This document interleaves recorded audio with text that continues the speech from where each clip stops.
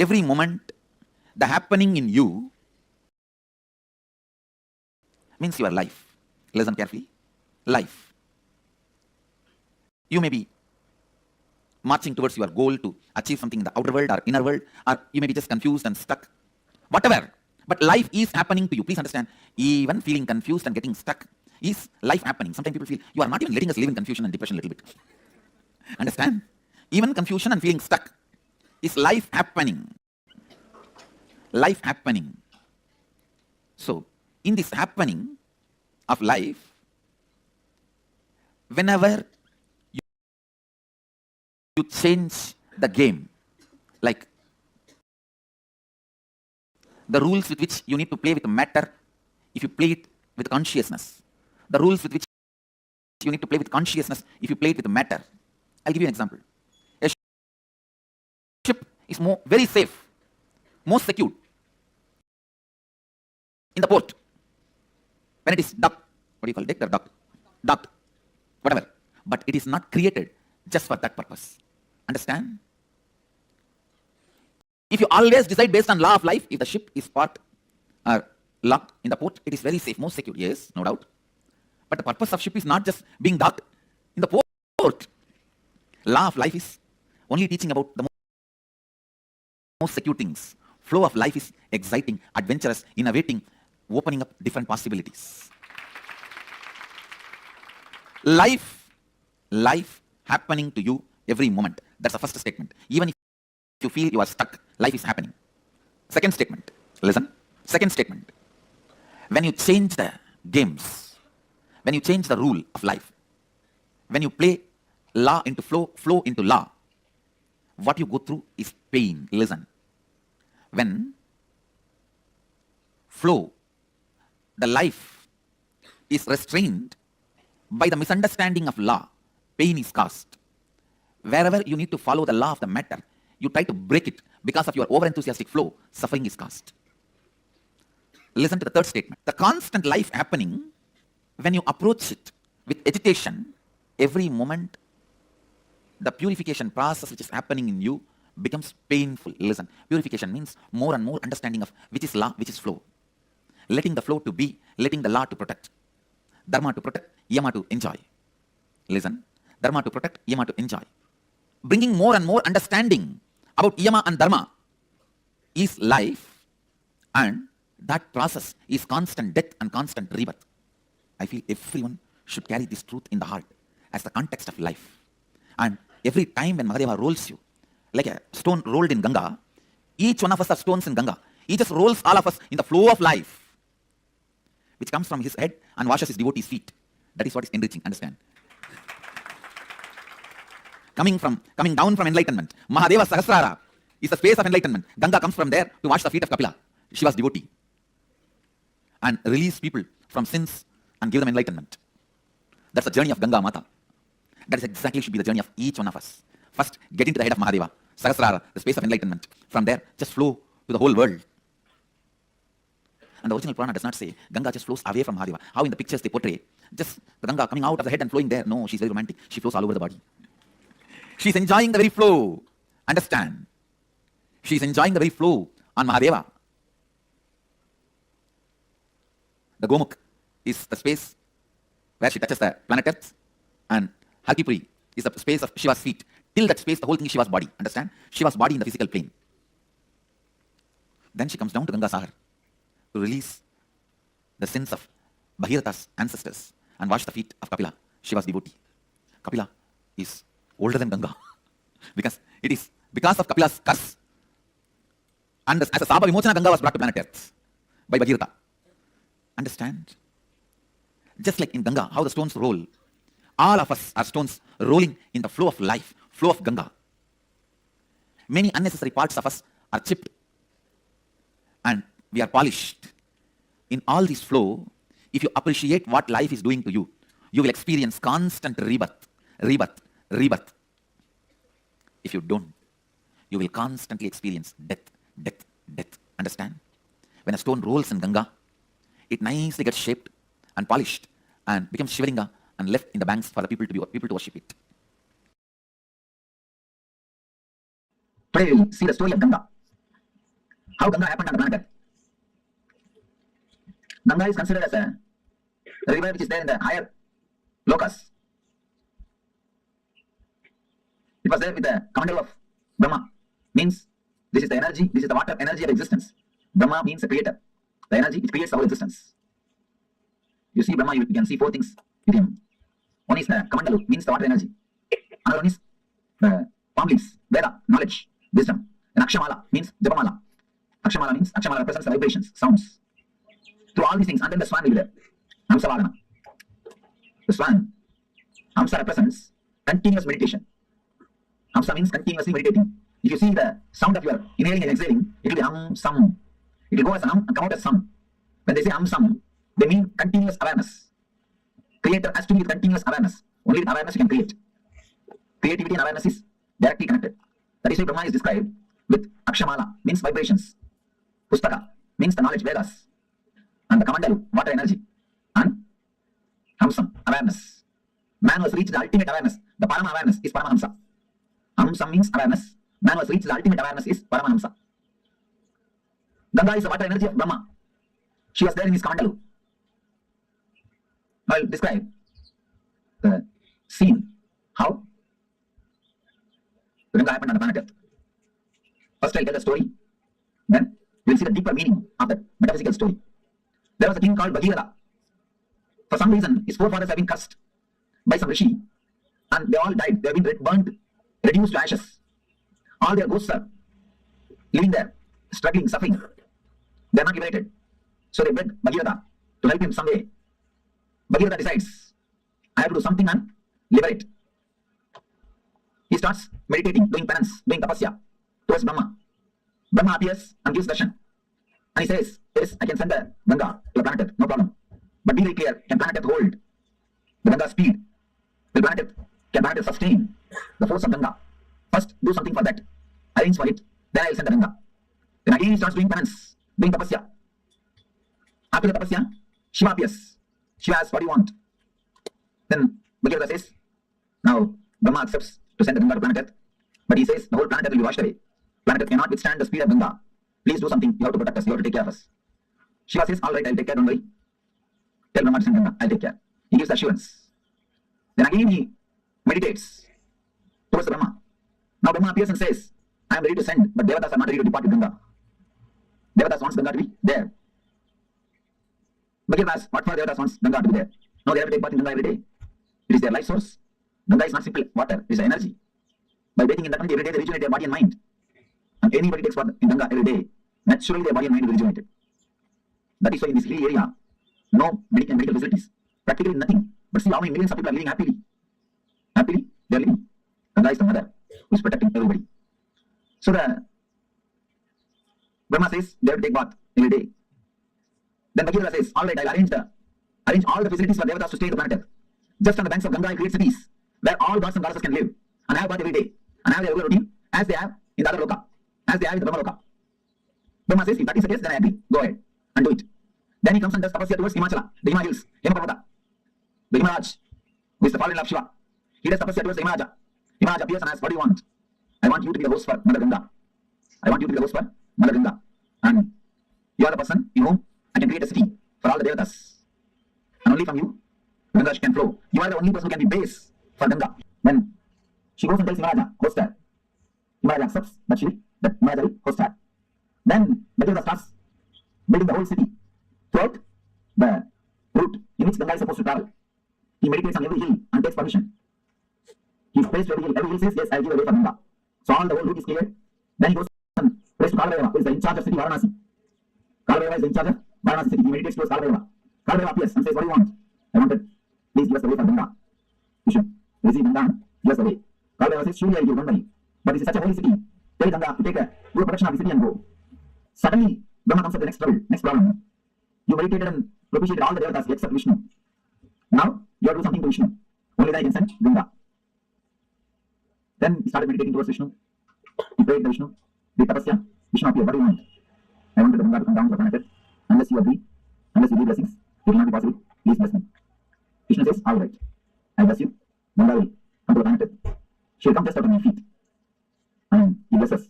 The Ganga will come out of his feet. Then he says beautifully, one more word. Whomsoever has realized the Vishnumaya means the universal consciousness. Whatever water comes out of their feet will be Ganga. Whomsoever has realized Vishnu, I am Jagat. Whomsoever has realized me, from their feet, whatever water comes out will be Ganga. From this word only the tradition of Padapuja starts. Padapuja of enlightened masters starts from this tradition. Vishnu says, whomsoever has realized the Vishnu, I am Jagat, Sarvam Vishnu, I am Jagat, from their feet, Ganga will flow. From their feet, Ganga will flow. Then, now he again meditates towards Brahma. Brahma appears with all his glory and compassion, blesses the Baliyura. Then he prays to Ganga. Then he does tapasya towards Ganga, meditates and invites the Ganga Mother with all compassion. Not only compassion, the wild energy. She just comes out of the Brahma's commandal. With all the power, she straight away started moving towards the planet Earth. The moment she came out of the commandal and started moving towards the planet Earth, all the 14 worlds are shaken. All the devatas, all the rishis, all the bees simply escaped from their planet Earth and ran away. Because they got frightened. The fire is going to happen. Means the end of the world has come. Such a power, they simply ran away from their world. They escaped. And appears Shiva. Shiva Guru appears and puts his head in between the Ganga. She straight away lands into Shiva's head. It is a matter lock. The next thing, she gets locked in the air itself. She is back. Here, Bhagavad is sitting, waiting for Ganga for one kalpa. What has happened? They received the call, she has started already. But she has not landed. Already she has started, but she has not landed here. What happened? What happened in the way? Again he meditates towards Shiva. Shiva appears and says, yes, she's there in my head. Now what do you want me to do? Bhagavad says, please just send a little bit. Don't hold the whole thing. Then she says, oh, is it so? Alright, then just, he moves one hair. Just he does. Only one hair moves. And from the one hair gap, just Ganga comes out and lands on the Himalayas. And comes, that is the river which is flowing throughout this planet Earth. And that is a perennial source. That is a Ganga. By flowing through this way, she fills the ocean. Understand? The story says the ocean itself is son of Ganga. Varuna Raj is son of Ganga Mata. Water is supplied to the ocean by Ganga. That is the story. Originally there was no ocean. There was no water on the planet Earth. It is through Ganga first water came to the planet Earth. And because of Ganga flowing continuously, all the oceans are created. It is from Ganga, original water source started. Then she goes and marries into Samudra, Raj, the son of Ganga Mata. Ganga is a river of knowledge, a river of enlightenment. There are some slokas which says just by drinking the Ganga water you can get enlightened. With all my integrity and authenticity, I can vouch with my integrity and authenticity. Just by living around Ganga and drinking the Ganga water every day, even remembering the Ganga's sacredness, one can become enlightened. Because it's such a powerful technique, powerful method, powerful process. Ganga heals all the violence we carry. Ganga heals all the incompletions we carry. See, the lust is an incompletion, anger is an incompletion, violence is incompletion. All the incompletions we carry, Ganga can purify. Ganga can really, really purify. I used to sit in the banks of Ganga, just seeing. I realized the oneness with Ganga. How the things float on the waters of Ganga does not pollute Ganga. Same way I have seen the thoughts and incompletions floating in my inner space does not make my inner space polluted. It does not touch my inner space. When you understand your incompletions are not powerful enough to make your inner space incomplete, you become eternally complete.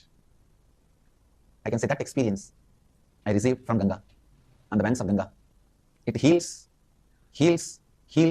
and brings love. I tell you, Ganga can complete any lower occurrence you have. I can give this as an authentic spiritual practice. Actually, just for this, I wanted to create an ashram in the banks of Ganga. Anybody in the planet Earth has some incompletions that they are not able to complete. Strong incompletions. Just come and spend time in the banks of Ganga. Drinking Ganga water, eating the food cooked in Ganga water. Whenever you find time, morning and evening, sit in the lap of Ganga.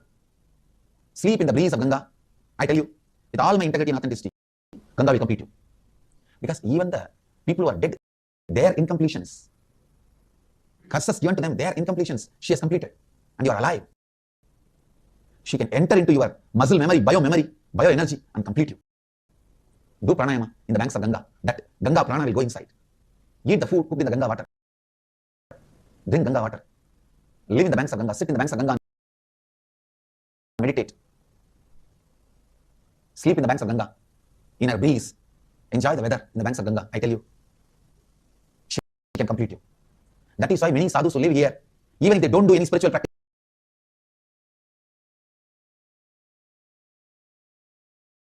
they will be liberated. They will become a Jivan Muktas. Just because of Ganga's power to complete. She is here to complete. The tradition says sadhana done in the Ganga's bank brings thousands of times more result. It's true. Ganga Mata, such powerful energy, such beautiful energy, such great energy. The largest worshipped deity is Ganga. She is the Kalpataru for planet Earth. Whatever whoever wants, she goes on showering. She's like a mother. Physically also she gives what you want. And spiritually also she showers what you want. She is the Kalpataru. Come on. Meditate on Mother Ganga. Let Mother Ganga be a Kalpataru. Now you understand the whole story of Ganga from the dimension of a spiritual enlightenment. Actually, the whole story is metaphysical expression of Bhagavata's enlightenment. The whole story is a metaphysical expression of Bhagavata's enlightenment. First thing, Bhagavata is tortured by the past samskaras, emblems. That is the leaders who are not liberated, who are still hanging around him. He is continuously tortured by the past samskaras, emblems. So he does tapasya towards the creator of the whole universe. Continuously meditates. He wants the knowledge, the energy to be flooded on him so that all the emblems will be washed away. All the emblems will be destroyed. One more important thing, Ganga came, she washed all the ashes of Bhagavata's four powers and liberated all of them, and gave ultimate enlightenment to Bhagavata, and she is here, liberating people. So he's praying he's meditating towards the creator, the divine energy, so that the energy can be flooded on him, the Shakti can happen to him, all the emblems will be washed away, he will be liberated, enlightened. The first darshan of creator is what I call first experience, Satori. Understand, why do you think Brahma is described with 4 heads? Don't think 4 heads are there. He can see complete 360 degree. The first experience is what is described as Brahma. The man who gets the experience of seeing complete 360 degree is what we call Brahman. He has achieved Brahma. He has achieved the Brahman consciousness. Whosoever gets the experience of seeing this side 360 degree and this side 360 degree achieves the Brahman consciousness. Bhagavata achieves Satori, first experience, glimpse. Then the Brahma says, enlightenment can happen to you, but be very clear, will your body stand? Prepare your body and mind. They be able to stand, sustain, prepare it. Then it will happen forever. Prepare yourself, create a maturity, so that the energy can be with you forever. Then Bhagavata starts his tapas. Bhagavata starts his tapas. All the energy centers is awakening and preparing all the energy centers to receive the energy and to sustain it, to radiate it. If you don't prepare the planet Earth and call the Ganga, it will not be blessing, it will be a curse. It will destroy the planet Earth and the other worlds. So unless you prepare your whole body mind, enlightenment cannot happen. You need complete preparation. Satori can happen. You need complete preparation. Now he meditates towards the Guru, who will guide, who will hold the energy and give you how much you wanted. He is a Shiva. He meditates on the Guru, Shiva, and asks, Master, when I have experience, see my maturity and take care of me. Let me grow with maturity and energy. Just take care. How much I mature, that much supply the energy. Please let you be the safety valve. Let you be the dam. Then appears Guru. Says, I'll take care. Don't worry. Then, once everything is ready, he has to prepare the base for the energy to land. Is Anandaganga Chakra. Anandaganga is the base on which directly the Ganga can land. Ganga can descend. So he creates all the 7 cities, 7 chakras. He clears the roots, opens all the chakras, makes himself mature. So that when energy descends on him, when enlightenment happens on him, it can stay on him and help the whole world. It will be a blessing for him and the whole world. He continues to do tapasya. He propitiates all the devatas, means the devatas are residing in every chakra. Then comes Kalabhairava, in charge of Varanasi Swadhisthana chakra. And he asks, please give me the way for Ganga. Kalabhairava says, surely I'll give, but tell her she should go round. She should be around me. She should be in me. That is why Swadhisthana, energy is installed in Swadhisthana. Energy is installed in Swadhisthana. It is Swadhisthana where the self is established.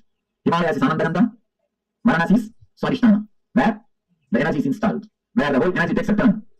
Where whole energy takes U-turn. He propitiates all the devatas, prepares the whole thing. Then intensely starts meditating. Calls the Ganga. So Brahma blesses, Vishnu blesses, Ganga has come out of the Kamandalu, straight away she is landing, but still enlightenment has not happened.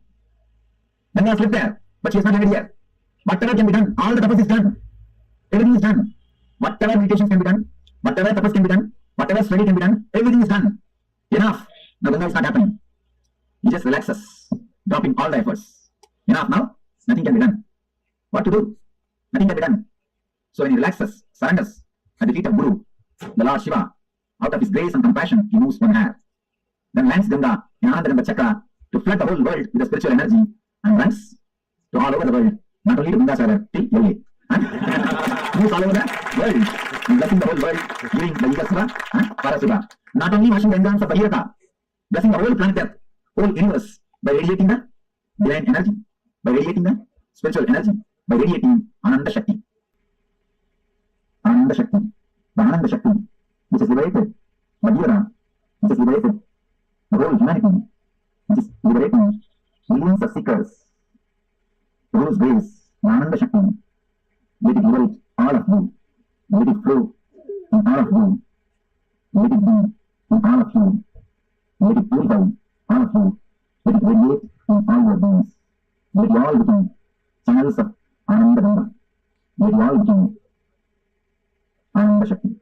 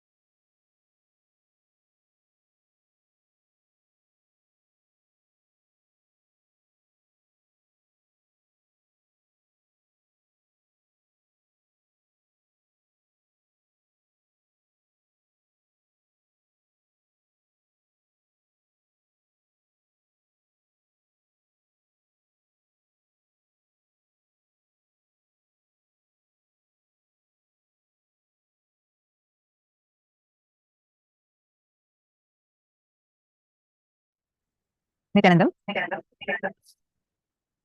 Beautifully, Swamiji had explained to us the story of how Ganga Mata, Devi Ganga, descended on the planet Earth. All enjoyed the story. How many of you here are learning about this for the very first time? Anyone here learning for the first time?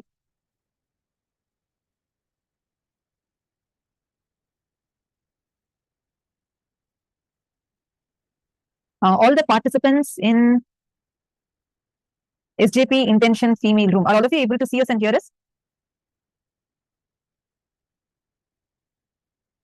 Nithyanandam? All the participants in... Okay, wonderful.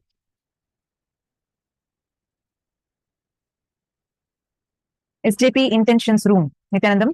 Ma Jayalakshmi, Ma Sadashivamai, Ma Zinjang Zhao, Ma Gomati, are all of you able to see us and hear us?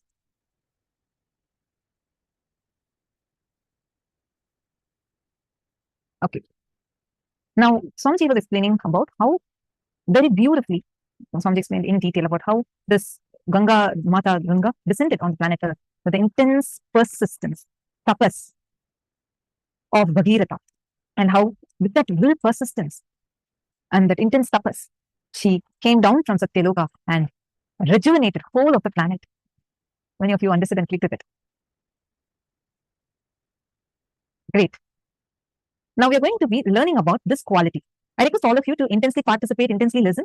See, learning about the Satyaloka and story of Mother Ganga, something very important that we need to catch is how Ganga breaks the Himalayas not by her power but by her persistence. How many of you here have seen situations, scenarios in your life where you take a decision and you take up a project, you start working on that project, but very shortly, if you don't experience a success or you experience a failure, you decide this is not yours, you can never be successful in it and give up on it. How many of you see this trend which is there inside of you deeply? Please take a moment, look in. How many of you are able to recognize this? For example, let us say that you wanted to take up the project of in your office, you've been assigned a particular project, you have been given a goal, and you want to achieve that goal, you want to really hit the target, and you want to become successful in it. All right, so you start on it. You start working on that goal. You start doing things for that goal. You really are working hard. You're really putting in your effort, but in an unexpected way. Probably your team person messed up. Something happens. You experience a failure.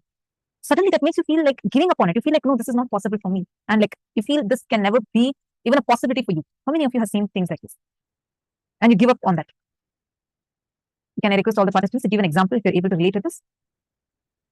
Any one incident.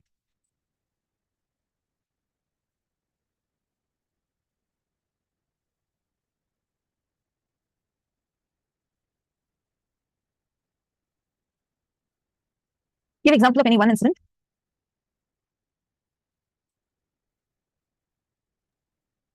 Important truth as Swamiji revealed in the session. Ganga, Swamiji said beautifully, breaks Himalayas by her power. Ganga breaks Himalayas by her persistence, not by power. It is her will persistence. Himalayas is mighty, right? And it's not that anyone can break it. It is by purely her persistence that she breaks Himalayas. She breaks free and she flows through Himalayas. Ganga is the embodiment of will persistence. Today, all of us are learning this very same science. Each of us are understanding this exact same science. Now, for every one of us that are sitting here, the experience that we are gaining today, the initiation that we're going to receive today is one of the most important aspects. Ganga will complete you because even Swamiji tells, even the people who are dead, their incompletions gets completed by Ganga. Then we are alive. She can just enter into you, your muscle memory, bio memory, and complete us. That's why Swamiji tells, even if you sit beside Ganga for 21 minutes every day, your inner space will be so healed. All the violence will start dropping in you. That is the power of Devi Ganga. In Hinduism, to add sacredness to anything, we call it as mother. We worship it as a feminine energy. Devi Ganga is worshipped as mother energy, Mother Ganga. Swamiji tells beautifully from his own life how during the time period of 1995 to 1999, Swamiji was wandering through the length and breadth of India by foot. And Swamiji enriched thousands and countless lives, lived extreme, intense tapas that Swamiji did. And once Swamiji said, when Swamiji used to spend time with Ganga, he said, I used to sit on the banks of river Ganga, just seeing. I have recalled and realized the oneness with Ganga, how the things float on the waters of Ganga, but do not pollute Ganga. Same way, I have seen that the thoughts and incompletions floating in my inner space do not make my inner space polluted. They do not touch my inner space. When you understand your incompletions are not powerful enough to make your inner space powerless, you become eternally complete. You become Nitya Ganga, flowing like Ganga. See, your inner incompletions are not powerful. They're not powerful enough to make your inner space incomplete. Just take a few minutes, sit straight, meditate on this one truth. Close your eyes and visualize Devi Ganga. Visualize Mother Ganga. Meditate in your inner space and visualize the exact truth that Swamiji revealed just now.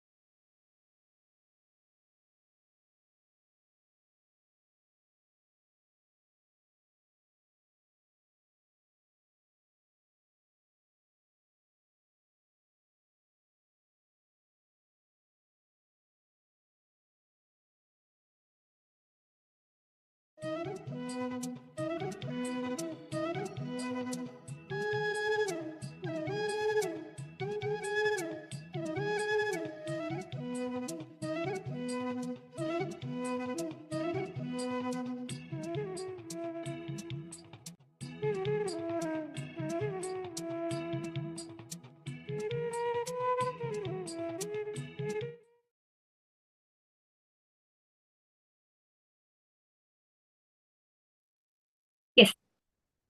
I request if everyone can relax.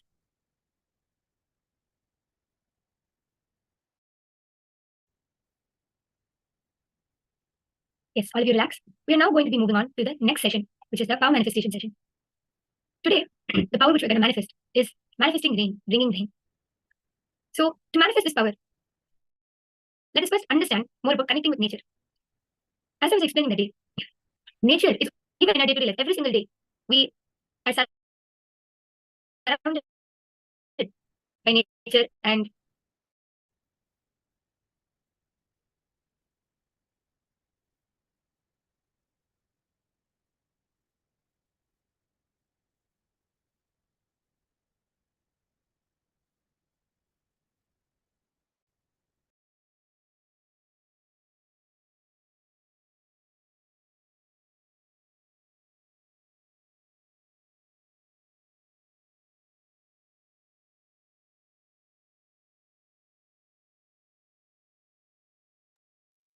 yes, sorry for the technical glitch. So, as I was saying, we are always surrounded by nature. We drink water every day, we walk on the ground, and every day we feel the air around us. Yet, we never feel that we are one with nature. Even though every day we are surrounded by it, we never feel that oneness. Like how you feel like your hand is a part of you, your leg is a part of you, your head is a part of you. We don't have that oneness, that connection with the nature around us. So today's power is being able to connect to nature in the space of oneness and command and manifest rain. Being able to control the weather, being able to control the weather around us just through our will, just through the space of oneness. Swamiji beautifully says that while manifesting this power, when connecting to nature, we should always hold the cognition, the thought, that we are one with nature. We should always manifest this power through oneness with nature, never thinking that we should have command or control over nature. I hope all of this is easy for everyone to understand. So today's power is very simple. I request if all of you can sit straight. We are going to be connecting to the nature around us. When we start feeling, because of our conditioning, we are conditioned to feel only limited to the body and not everything around us. Because of that, we feel like we don't have control or we don't know about something. But when you start feeling, like for example, when you feel that something is yours, you'll know all about it, right? So when you feel that something is part of you, you'll know all around it and you'll have all the knowledge about it. Same with the nature. When you feel that the wind, water, air, everything around you is a part of you, you'll be able to control, command, and you'll have oneness over the nature around you. And you will be able to even change the weather at will. You will even be able to bring rain just through a simple command. So let us now enter into the power by chanting the Shastra Pramana.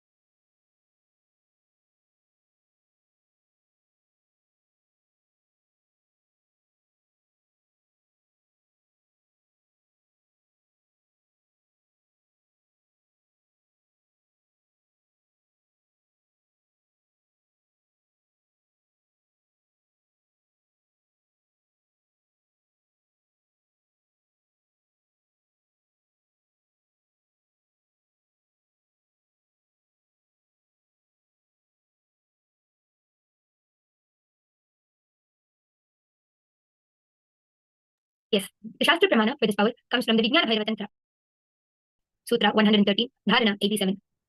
Sampradayamimam Devi Shruno Samyak Vadamyaham Kaivalyam Jayate Sadyo Netrayostabdhamatrayo. The translation goes, Bhagavan Paramashiva says, "O Devi, listen to the sacred tradition. I shall reveal it to you vividly, completely. Just keep your eyes completely wide open. Do not see or perceive anything. By simply keeping it fixed with a steady gaze on the reality within, by this, the state of aloneness, Kaivalya, the oneness that expresses as extraordinary powers and experiences will occur immediately."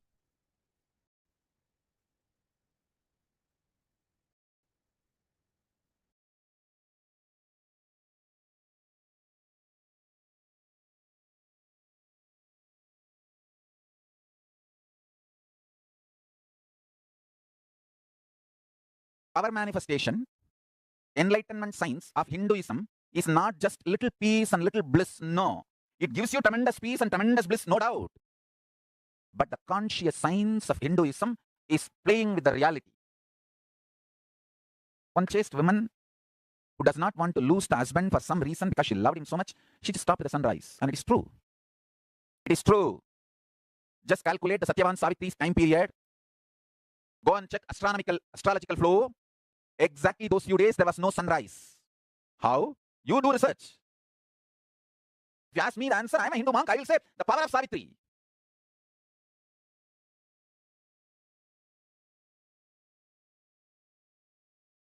You can try to find out whether there was any huge dust cloud formed between Earth and Sun, so the sun rays did not reach the Earth. Whatever, you do all the research. But I tell you, it happened. It's a fact. It's a reality. Savitri was able to stop the sun rays falling on the planet Earth for a few days. Chastity. Thiruvalluvar, the great Shaiva saint, says, தெய்வம் தொழாள் கொழுநன் தொழுதெழுவாள் பெய்யன பெய்யும் மழை. Toral means not worshipping, no need to be worshipping. It means she experiences husband as God. So strongly she is connected with the Paramashiva component of her husband, the conscious component of her husband. She does not feel the need to worship any other god separately. That kind of a strong, chaste woman, பெய்யன பெய்யும் மழை. When she says shower, rain showers, nature listens.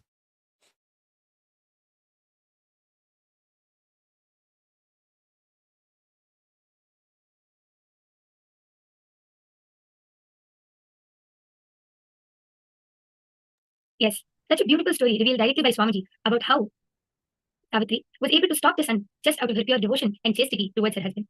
And all of you who are completely new to this story might be wondering, is it really true? How is it possible? How can someone stop the sunrise? As Swamiji so beautifully explained, Devi Savitri was able to completely see the Paramashiva component. She was so devoted to the Paramashiva and her husband, and with such chastity, just by her saying that the sun should not rise to save her husband's life, the sun himself had to listen to Devi Savitri because of the power of her words, because of the power of her chastity. Such was her chastity that even the sun had to listen to her. So when we establish this kind of oneness, surrender, because she was in the complete surrender to the Paramashiva in her husband, complete devotion to the Paramashiva in her husband, she was even able to command the sun not to come. So when we are in that state of surrender with Paramashiva, in that state of oneness with the nature around us, even we will be able to command the wind, the rain, the sun, everything, all the nature around us. So as today's power is manifesting me, I request if all of you could sit straight with your head, neck, and spine in a straight line and start connecting to the water element around you. Start feeling oneness with everything around you. Continuously remember that you, the nature, Paramashiva, all are one and the same. See, for example, if you only want to build that extreme, tremendous friendliness with your friend, you will be able to be very comfortable around them. They will talk to you freely. You will talk to them freely. That's because of that extreme and tremendous friendliness which you have with the other person. Just like that, we need to build that tremendous friendliness with the nature component, with the water component around us. It is not feeling that you are lower or higher than existence, that you are lower or higher than nature. It is feeling one with the nature, feeling that you and the nature around you are both one and the same. And when you start having that feeling, the rain itself will start connecting to you. You will feel like it's calling out to you, or that it's listening to you. And you will feel like the weather is completely in your command control. Because of that immense, that oneness, when you start establishing that oneness, automatically, the nature also will start revealing itself and opening itself up to you. So I request if all of you could sit with your head, neck, and spine in a straight line. Continuously remember that you and nature are both one and the same. We are all from the same source. So we are one and the same. Continuously remember that and start establishing a feeling connection with the water element around you. I request if all of you can sit with your head, neck, and spine in a straight line and start chanting the Mahavakya. Withdraw from all the conditionings, the cognitions which you have, that you're only limited to the body. Be open and let yourself expand. Only when you decide and surrender, only when you decide to expand, come out of your limitations, you will be able to connect to the nature around you, and you will start feeling that oneness, that you will start having a tremendous friendliness.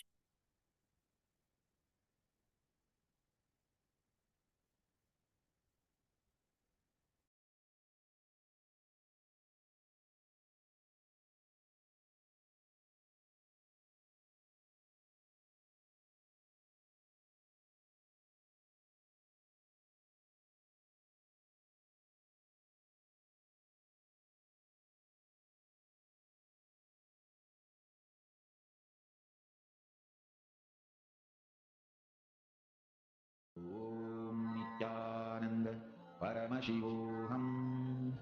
Om Nithyananda Paramashivoham. Om Nithyananda Paramashivoham. Om Nithyananda Paramashivoham. Om Nithyananda Paramashivoham. Om Nithyananda Paramashivoham. Om Nithyananda Paramashivoham.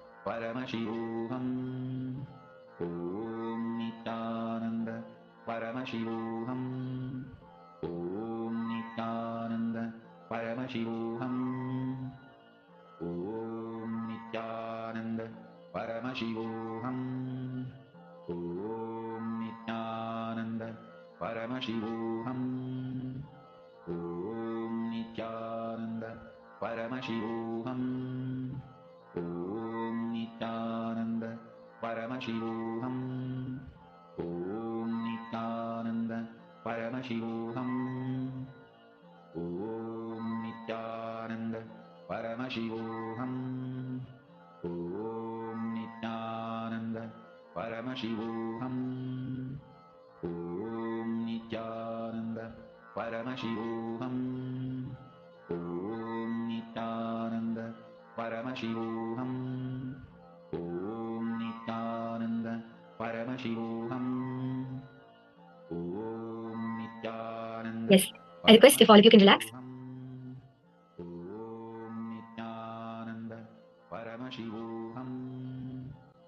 All of you relax. Yes. So I hope you enjoyed manifesting this power. And I request if each and every one of the participants can go ahead and share your experience, share your how did you feel during this power manifestation session? Go ahead and share in the chat section below.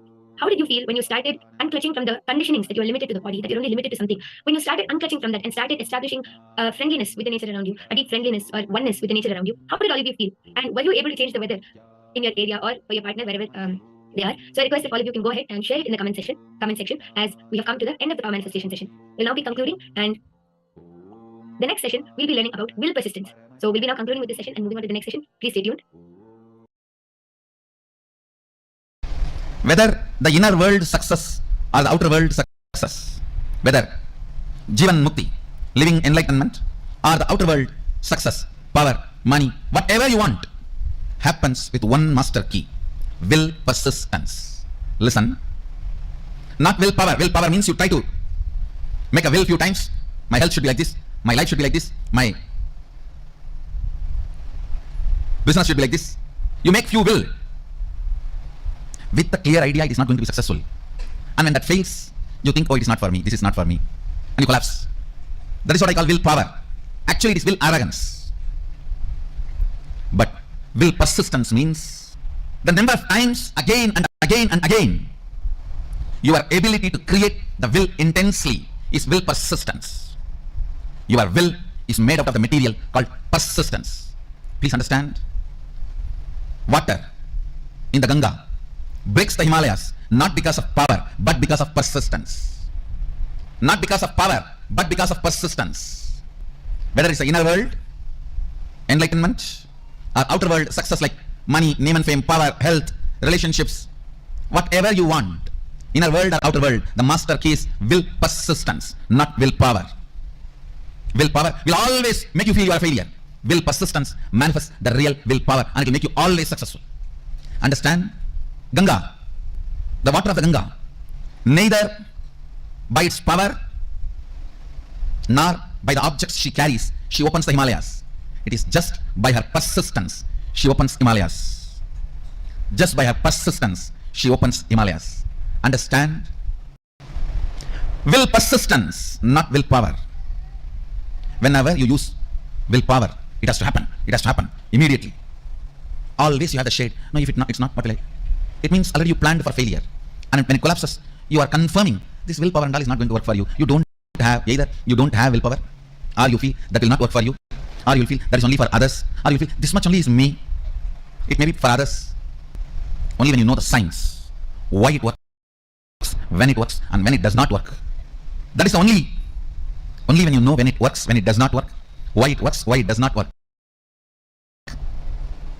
you start living enlightenment. Listen carefully.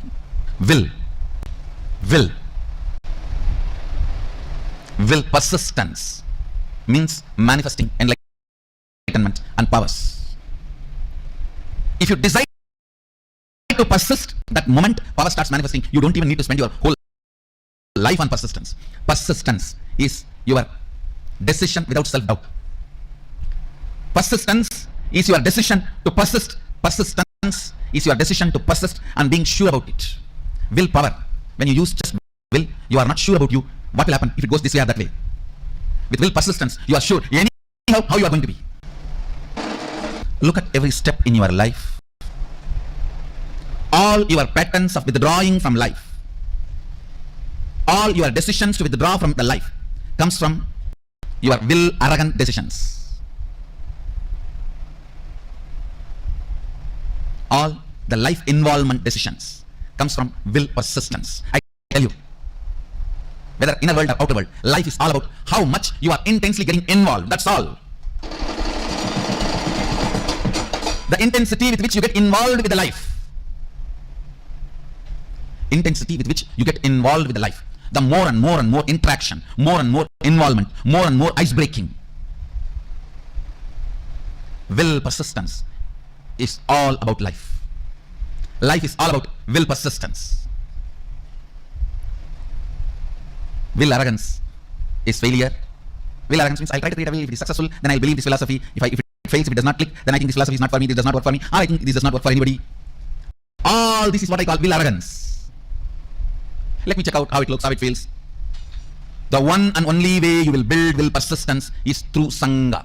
Sangha teaches you the science of will persistence.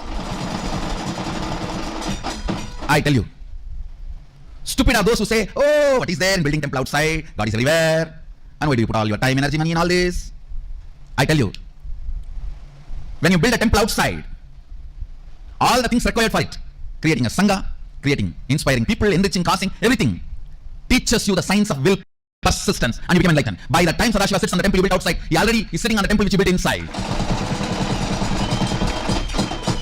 I tell you, anybody wants enlightenment, build a temple, you will have it. Because building temple is not a joke. You need to work with so many people. So much of involvement with life is required. And I also commit with you guys. Get involved with life. Get involved with Sangha in a very organized, systematic way. I am responsible for your enlightenment and manifesting powers. When I say, I'll do it. When I say, I'll do it. Will persistence does not take time as you think before practicing will persistence. You always think, oh God, will persistence means I have to persist whole life. Actually, your whole life is nothing but the moment you have in your hand. Persist in the few moments you have in your hand. That's all is required. The moment you think of the whole life, it's will arrogance, not will persistence. The moment you decide will persistence, simply you start manifesting Sadashiva. When I say the word will persistence, I do not mean you need to sit for years and years and years. No. It is a simple decision of more persisting. Listen carefully. Listen. This is the essence of the whole session. This is will persistence means decision not to give up on you. Decision not to give up on your intention to be. Listen. There are only two parts in your inner space. One, will persistence. Another one, giving up. Either you give life to the thought current of giving up or to the will persistence. Your decision to give life only to will persistence and not to give life to giving up thought current is all I call will persistence. Listen. Actually, it's too easy. The truth is, it's too easy. Because you are giving life to giving up thought current, then persistence. Giving up thought current, then persistence. That is when it becomes complicated. It is like you create a terrorist group for some purpose, and then you send your army to kill them. You create a terrorist group, and then you send your army to kill them. Then world will never have peace. In your inner space, you do the same political game. For right or wrong reasons. For good or bad. You support giving up pattern. You cherish sometimes without even you knowing. Only when you are about to fail, collapse, you wake up, oh, not this, not this.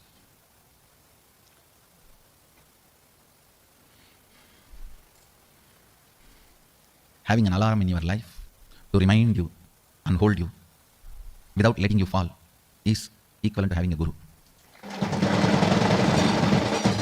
Guru is all about that only. An alarm which rings every day between 8 to 9.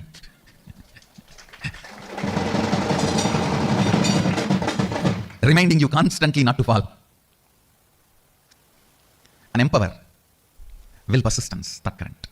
You never manifest what you desire. You manifest only what you believe. If you think what you desire you are going to manifest, no. You are fool. You don't know the secret of manifestation. What you believe you are going to manifest. If you believe your willpower is never going to manifest, it is never going to manifest. Your belief, your cognition, your perception, that is only going to become reality. Understand? The important thorn in the flesh need to be removed. The pain point need to be removed from your inner spaces. Will, arrogance, failures. All your failures, whether you prayed and did not get. You see, prayer is nothing but making a will. You prayed to God something and did not get it. Or you sincerely tried and did not achieve it. Or you created a space and it did not become reality. All this and all the pains accumulated around this is all about will arrogance. Listen, it is all about will arrogance. All your failures, whether you failed in your own sadhana, spiritual practice, or you failed in your prayers, you failed in your efforts, you failed in situations, relationships, life, everything is will arrogance. If you understand, by its nature, will arrogance cannot become reality. By its nature, will arrogance cannot become reality. Only will persistence can become reality. So much of healing will happen inside you. Today I wanted all of you to do this as an assignment. All the situations you feel you have failed, frustrated, hopeless, list from the time you remember you. From the time you remember you, list and find out how your will arrogance failed you in that situation. How your will arrogance was the main reason why you failed. This understanding and then completing with this pattern of struggling with will arrogance and deciding to have will persistence. Your will arrogance is the source of all the pains.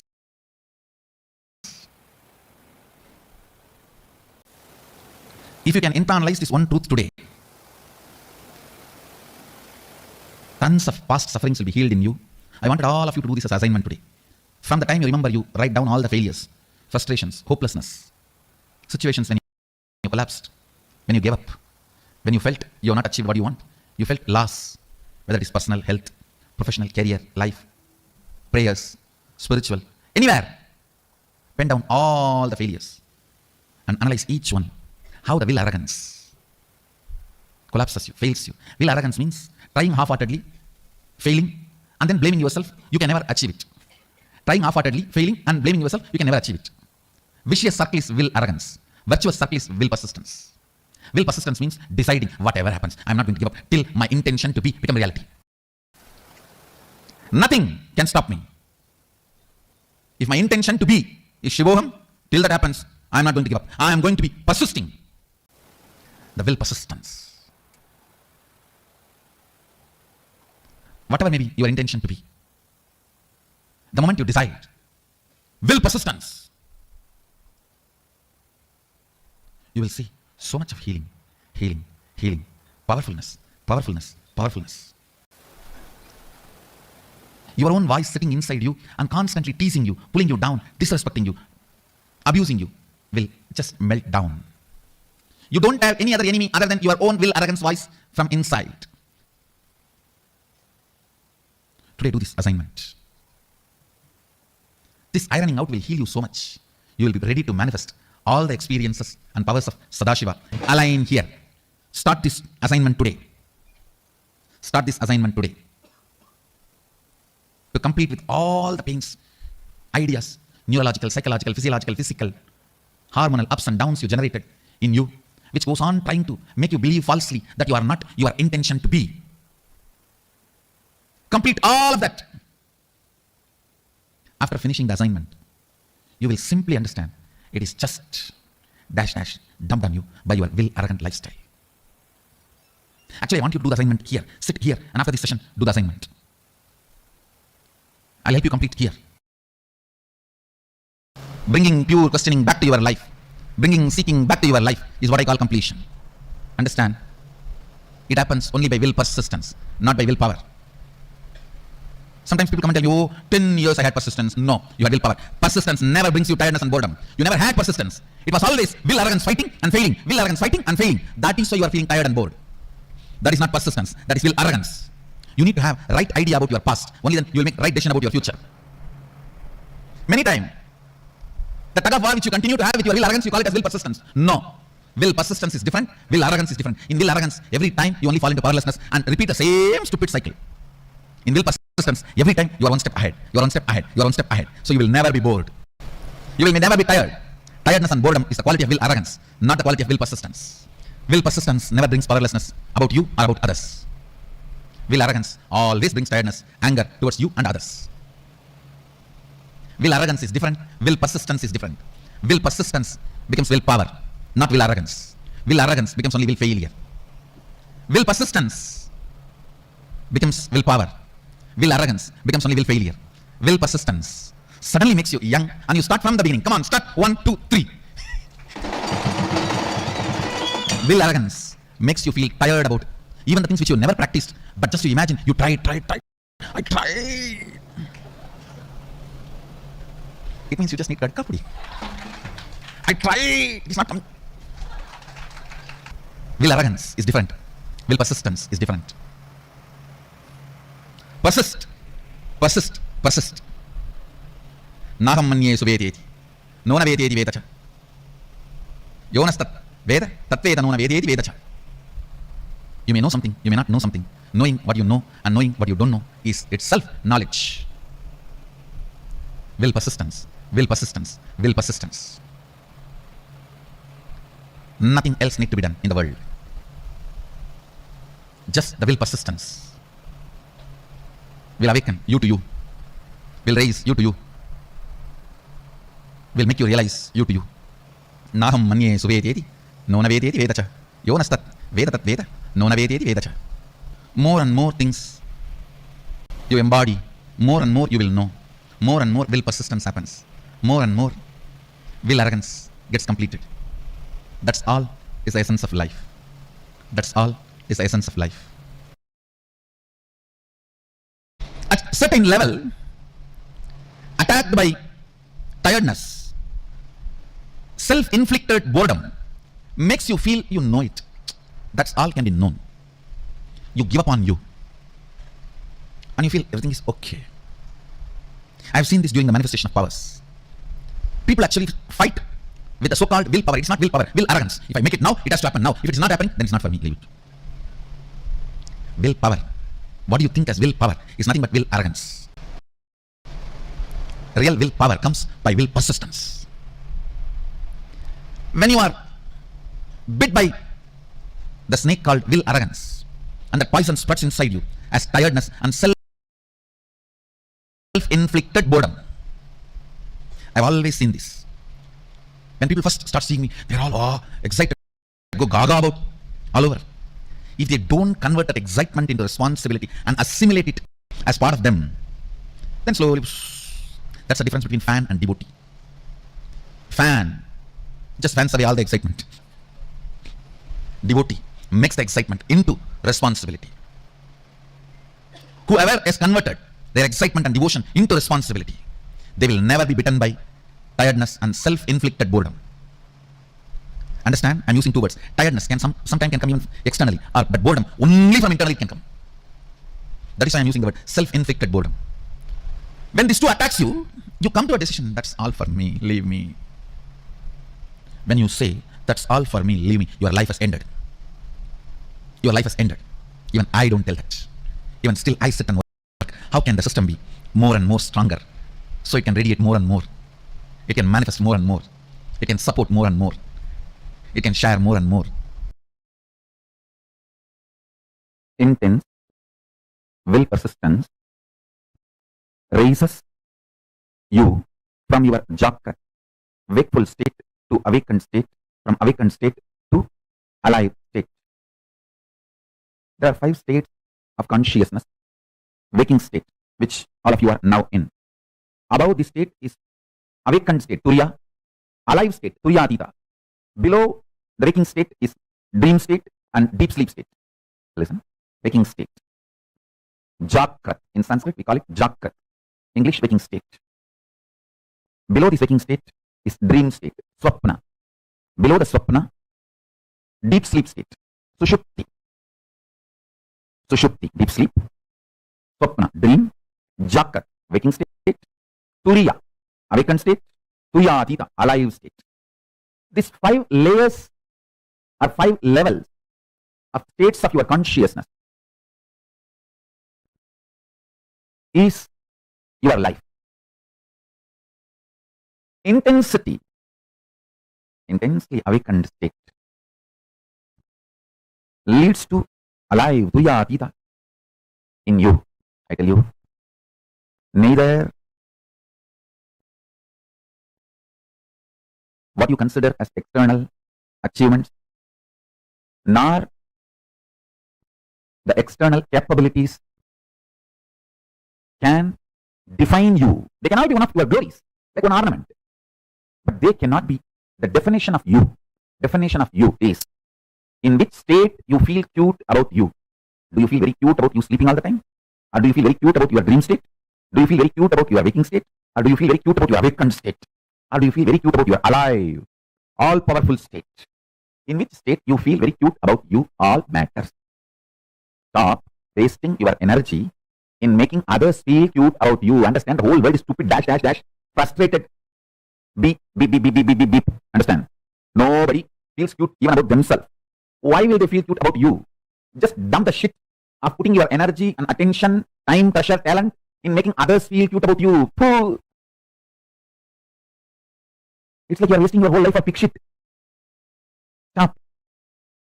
Decide in which state you feel cute about you. That's all is life.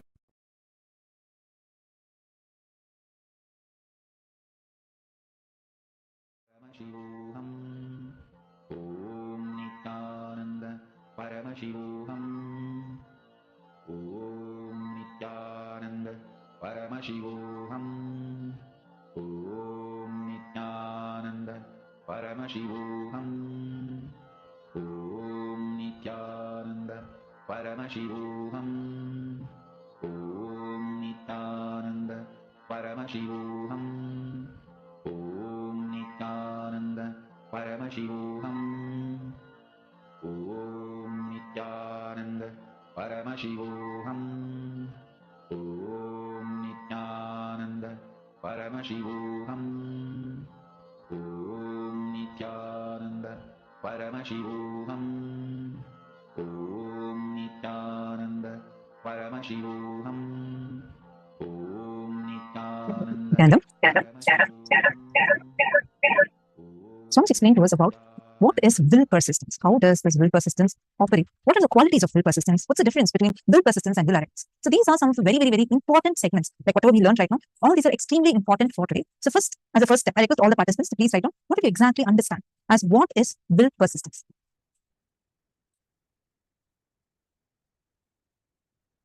What did you understand as will persistence? Come on.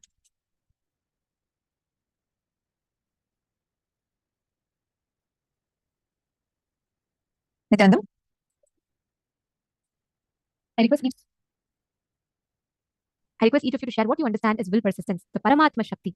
So each one of you that are sitting here with us, what is will persistence?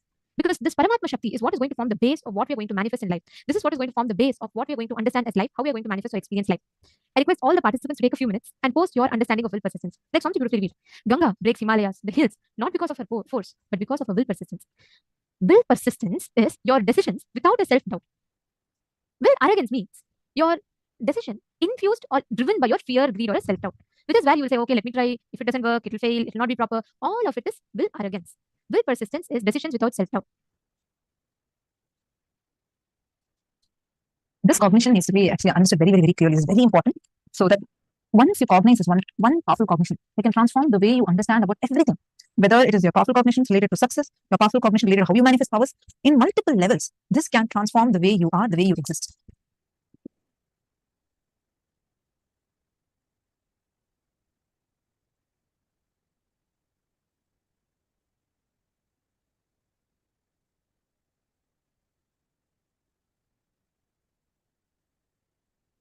How many of you are understanding about this will persistence? Never give up. Yes. See, this is not just about not giving up. There's something more deeper. I want each of you. Okay, Nithyanandam, I see participants joining from Kailasa, Toronto. Nithyanandam, I request if you could please post your names in the chat. All the participants attending from Kailasa, Toronto, the beautiful temple from Canada. Toronto, Canada. I request if you could post the names in the chat so we know who all are attending from Kailasa, Toronto. Anyone here for the very first time also, please do let us know. And I request all other participants to please come on camera.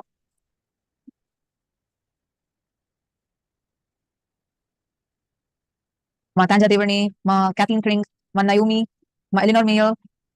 Okay, Nithyananda, Ma Elena. Malita Sege. Nithyananda, Ma Naomi, nice seeing you. Okay, wonderful to see all of you. See, be here in the camera because this one thing what you're learning is too important. Kailasa, Toronto, I'm sorry, I just wanted to know who is that so that we can attend to each of you. Actually, Swamiji says this whole Kailasa has happened by Swamiji attending to every single being one by one at a time, one at a time. That is why you would see the experiences you have. You know very clearly Swamiji knows you and he's taking care of you personally. Like there'll be thousands. And still Swamiji remember that one person who came and received darshan on that one day amidst hundreds of people, Swamiji will know that. So it's one by one. That's how Swamiji has manifested this whole of Kailasa itself. All right. Now this will persistence. Let's understand it a little deeply. Okay. I'm going to give you all some scenarios. We're going to explain whether it is will persistence or will arrogance. So you started a project and you're doing that. First, you started with so much of enthusiasm and you did really work hard. But your boss just gave the credit to your colleague and not to you. You do feel very bad about it. And you say, okay, last time I did so much, I put this much of effort. Now, why should I put why should I put any effort at all? And you decide to just reduce the quality of your work because anyways, your work was not appreciated. What is the quality here? Is it will persistence or not? If it's not will persistence, then what is it? Come on, all the participants, please let us know. What do you think about this scenario? So I'm doing a work, I'm sitting, working really hard, but this is what life is giving to me. What my reaction to it is saying, okay, anyways, this is what is happening. Let me just withdraw. What is the quality of when I'm withdrawing? What does that actually show? Please take a moment and post it in the chat. See, we have multiple different Zoom rooms, so I request all of you to make sure that once you post it here in the chat. So, because I see some of you waving, you have to post it in the chat so it's easier for us to read it out. We don't want to miss any of your questions or answers.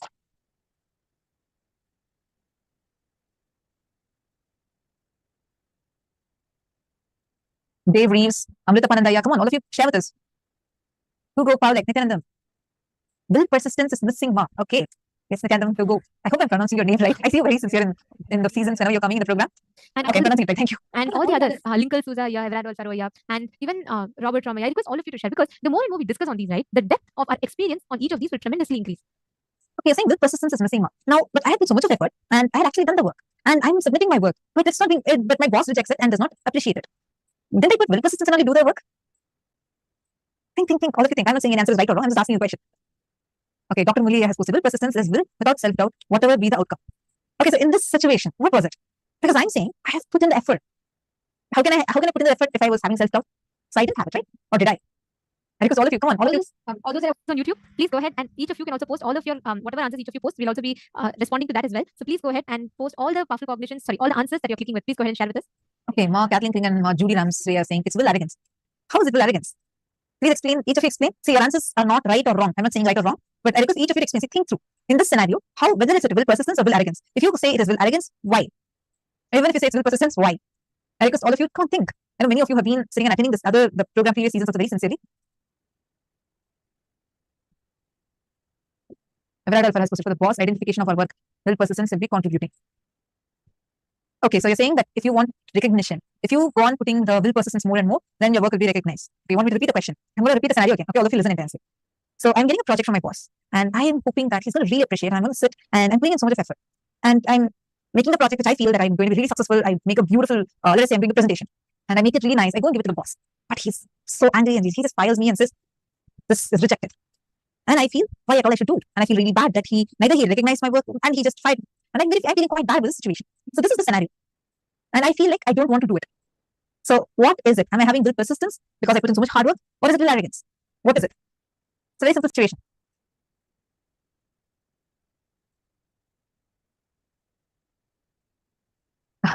Okay, Everard Alfaro is saying, I had a similar situation recently and I applied will persistence. Okay. Who was posted? Yes, will persistence was in the work. Not anymore in the end. Okay. Okay. And also even Everard Alfaro, yeah. What did you understand as will persistence? See, when you say this, when you say you applied will persistence, how did you apply it? Could you please elaborate on that as well?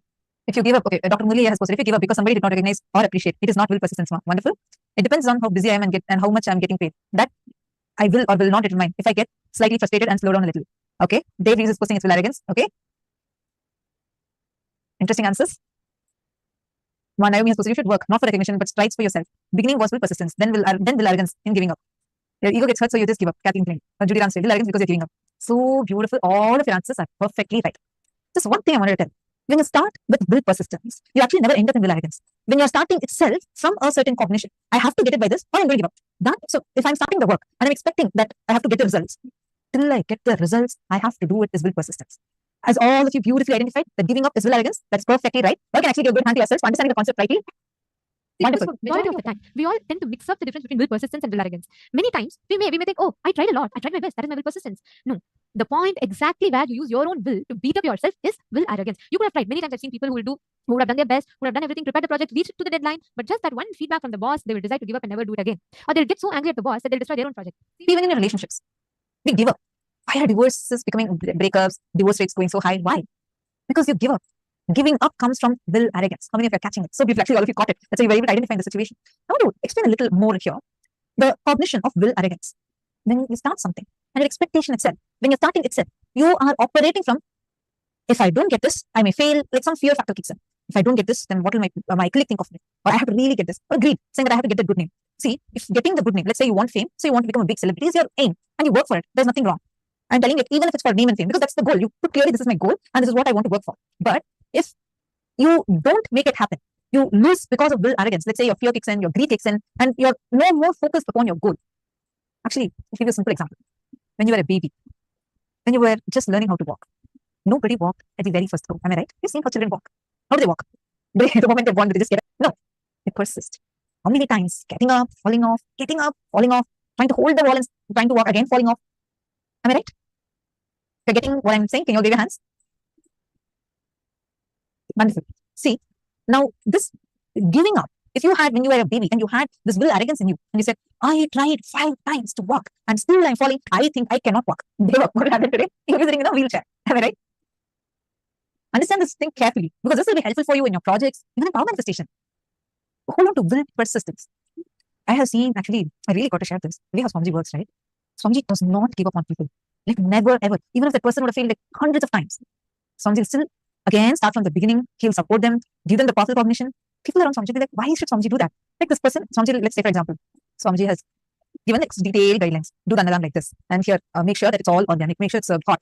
The same instructions Swamiji gave in 2008, 2007. Now, in 2023, same instructions Swamiji gives again. Till now, without giving up. Every single anadam Swamiji ensures the exact same micromanagement way how Swamiji did in the beginning. You will see that in every project. You'll be like really amazed. See, what do? We start working on a project. Once everything is finalized, you move it to the next team. You delegate it to someone, you just go ahead. And if it fails, you go fire that person. It's not that we go sit and micromanage every single time. But even to this day, you go ask, even the people in Tirunelveli who are actually doing the anadam may not remember the exact count of plates, exact count of glasses, how many Bainways are there. They wouldn't know. You go ask Swamiji. Swamiji will give you a detailed list just from his memory. Because that level, Swamiji will tell, okay, see, anadam, the scale at which we do anadam, just in Kailasa Tirunelveli, because there's so many Kailasas, just one place, Kailasa Tirunelveli, he feeds in Purnami, whenever Purnami comes, easily, it will touch even up to 100,000 people because that much crowd comes. So it's a huge planning that goes behind every single time. Starting from where the trolley needs to go from the kitchen, because Swamiji is very clear. Swamiji will say the food should never become even room temperature. It should always be served fresh and hot. So Swamiji put a clear mapping. Okay, from the kitchen area where the food is getting cooked, what is the pathway for the trolley to go and give another? This level, every single time Swamiji will ensure. This is like really amazes me. How can someone for so many years with the amount of work Swamiji does in a day? Wow. How can someone be without giving up? Right? Like people keep coming, some people commit, then they fail in the commitment, then some people disappear. Like so much goes on. But the decision to persist, that is will persistence. That decision to persist, no matter what, without giving up, going on, doing. Like Swamiji said, who told that there's a state called failure? Actually, that's one of the biggest click is with that. Because many times we expect, oh, I did it. Now I want the result. Result didn't happen. Okay, I'll give up. That is not persistence. Your ability to not lose the ferociousness, the inspiration in manifesting the reality that you want. Going on, ferociously declaring and doing it. That is the real will persistence. What is failure? See, for example, let's go back to the example of a child, okay? As a child, how many of you walked in the first attempt? Is there anyone? No, right? The same way, at some point you decide, okay, let me continue. The problem is not you falling down. The problem is if you decided to stop. Imagine what, fortunately for all of us, at the young age, nobody teaches us, oh, if you fall once, you're a failure. We don't know the concept called failure. Because the concept of failure is a scam. Because the moment society labels us as a failure, we stop it.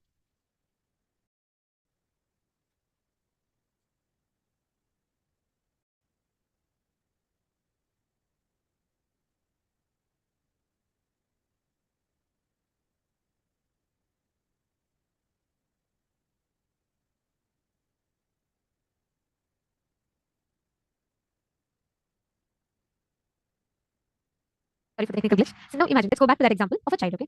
Because fortunately, when you were young, the society didn't teach you the concept of failure. What would have happened otherwise? Imagine the whole world, all adults will be crawling on the ground because we would have decided, oh my God, I tried 10 times to stand up. I still fell down, so I can never stand up. But do you see in the child will ever make a decision like that? No, because the child never understands the concept of failure. For it feels okay, I fall down. So what? I'll stand up again. The problem is not falling down, but the problem is at some point you deciding not to stand up again. That is precisely what is the will persistence and will arrogance difference. Are you understanding? How many of you caught it? So McCaslin King is saying, so persistence is dropping attachment to the outcome, just keep doing. Yes, persistence is not losing the intensity for continuity or not losing the continuity for intensity. Persistence is not reducing the quality for the quantity or not reducing the quantity for the quality. If you see Swamiji, right? He will never stop. The moment Swamiji declared, okay, he's going to start a nation, Swamiji never stopped doing Annadan, even the remotest of Kailasas.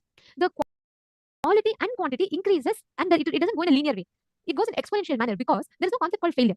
For example, you try to do a project, you try 10 times, no problem, you can fail. You can fail all 10 times, you don't get it right, that's okay. But on the 11th time, if you decide this is not for me, that is where you're actually failing. The concept of failure is not about not being successful, but it is about deciding not to persist further.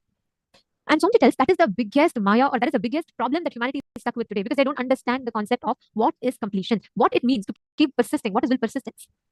All of you are understanding this? Every time I listen to this, I feel like we're so blessed because just by knowing this one truth, one simple truth, we can start achieving success in all fields of our life. The qualities of will persistence and the qualities of will arrogance. Whenever you operate from will arrogance, you have tiredness, you have boredom, you have powerlessness about self, you have powerlessness about the others, you have anger towards yourself, you have anger towards others. All this comes with will arrogance. With will persistence, you'll feel absolutely youthful, energetic, like Swamiji. We will never see Swamiji feeling stressed or tired.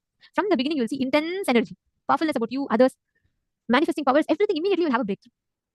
How many of you are very clearly understanding the difference between will persistence and arrogance? Can I request all of you to put yes in the chat? Put yes, I understood. How many of you clearly are able to see the difference? Magomati is posted in the past 3 years. I was living in Haridwar, Ganga River. It was an amazing experience. Mine was very pleasant. The experience is just beautiful. Very nice. Come on, Ma Ramani Devi, Ma Vinuta. All of you, I request every one of you to please post, Ma. What did you understand as will, arrogance, will persistence? How many of you understood the clear difference? Yes. There are so many yeses. Great. In this room, I can see a lot of yes. Okay. Now listen to this, okay? The moment you understood the difference, the most important component here is applying it in your daily life. It is important that you go back to your life, you dissect it. Because only when you dissect it, you will understand where all are the places that you did not have will persistence. So only when you readdress it back, you will be able to manifest that will persistence once again. Let's all do this very quick exercise. From the time you remember yourself, write down all the will arrogance-based decisions you made in your life. All the decisions where you gave up, where you questioned yourself. Pen down all of them. Take a few minutes, please pen down.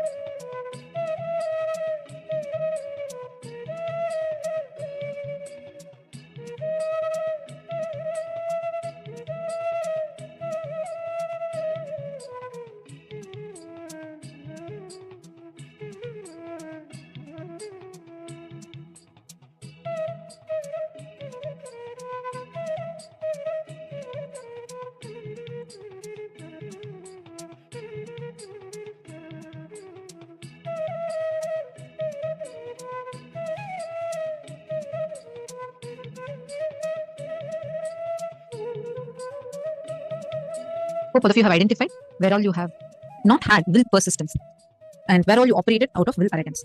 Now you're going to sit and complete with the pattern of struggling. The pattern of struggling with that will arrogance and make a conscious decision that from now on I am deciding, I am making a strong sankalpa, I am going to persist. I am going to be continuously having will persistence in me. Let us now have this strong sankalpa done inside of us. How many of you are ready to make this decision and declaration?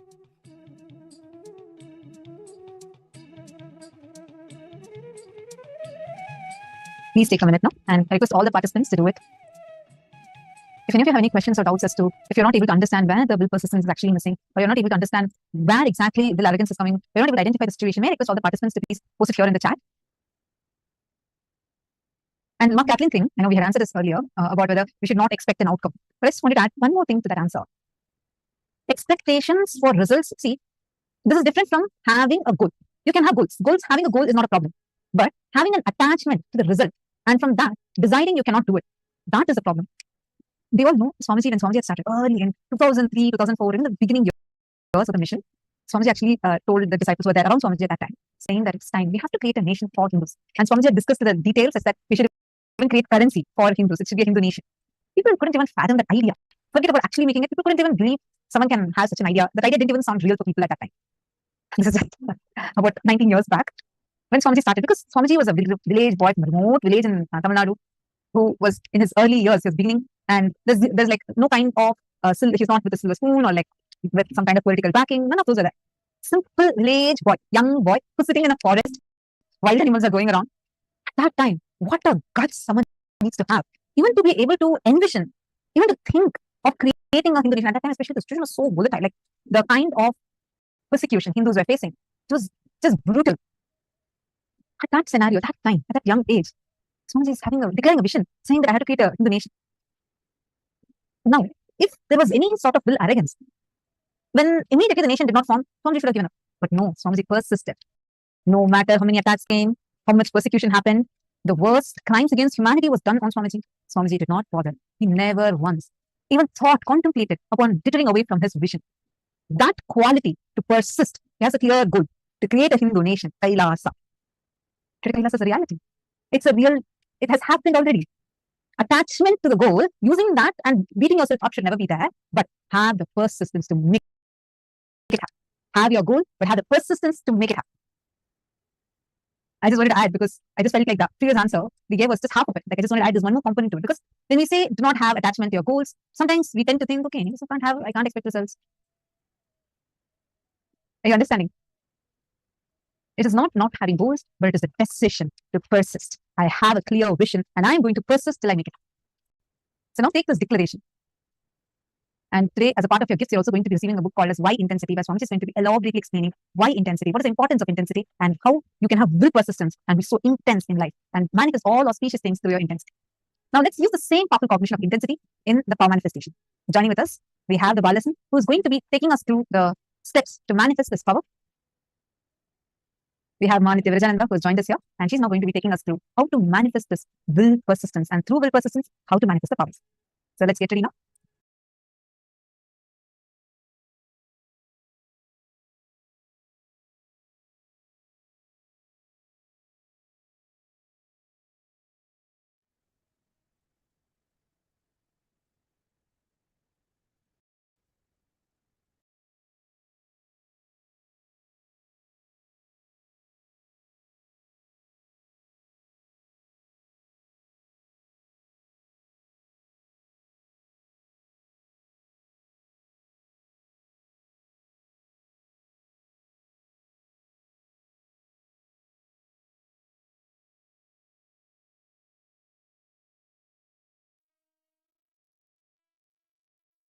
Yes.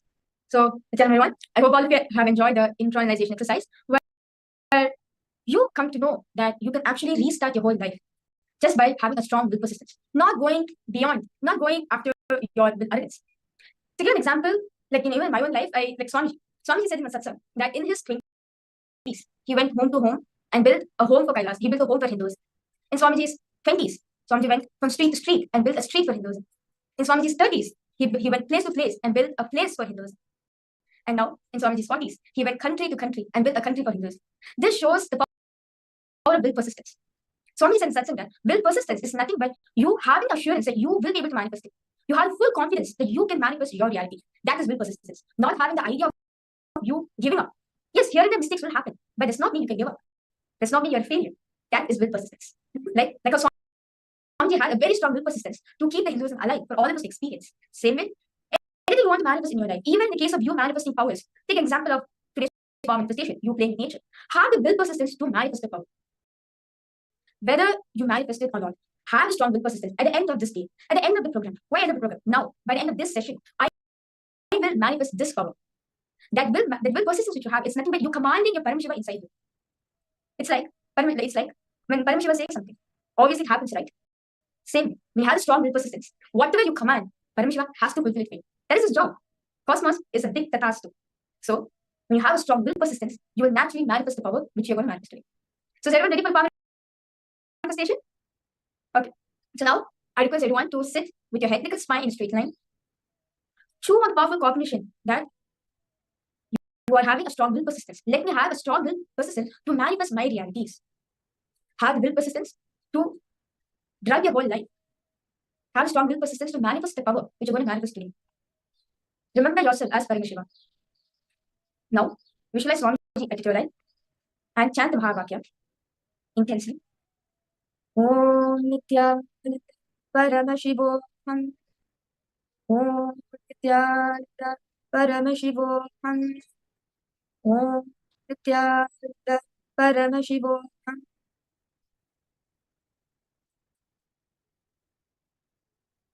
Continue to chant the Mahavakya.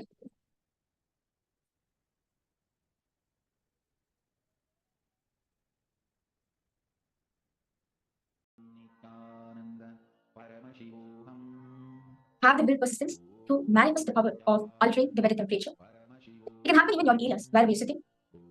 Manifest the weather you want. Have the will persistence that I am Paramashiva. I can manifest whatever desires I want. Let me have the will persistence.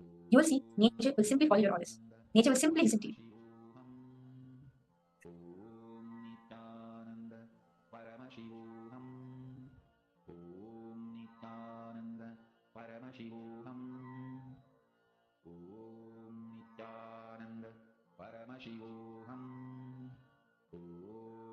Now, I request all of you to go to Google. You can choose any city you want and check the weather forecast of a day. Whether during the day any rain is going to happen, or if it is sunny, or if it is cloudy during the whole day, change it to whatever temperature you want.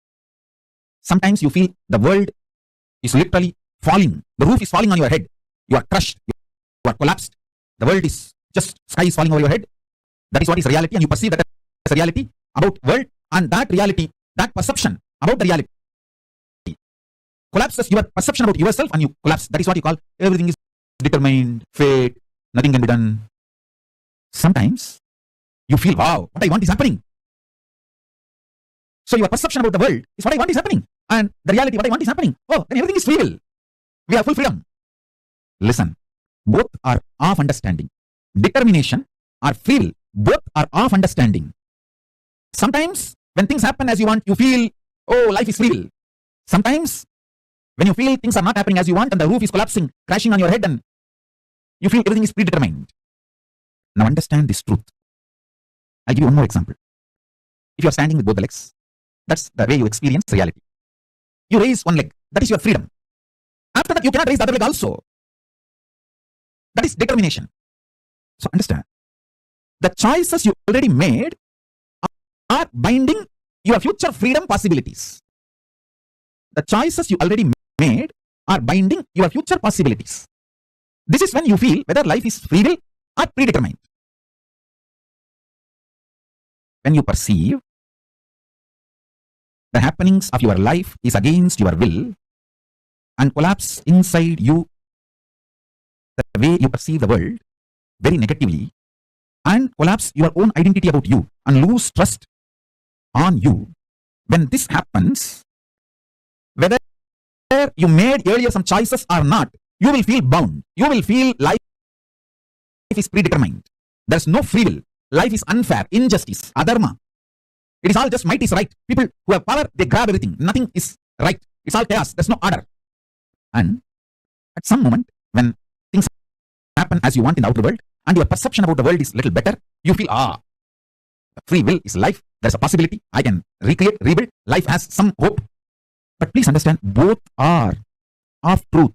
Why even the idea of free will is of truth? Because you feel relieved hope because of outer world happening. But the real truth is, if you decide to cognize the truth, you are Paramashiva, Paramatma, ultimate powerfulness. Understand? Whether life is predetermined or free will, the super determinism is the truth. Answer for the question whether life is free will or predetermined is life is super determinism.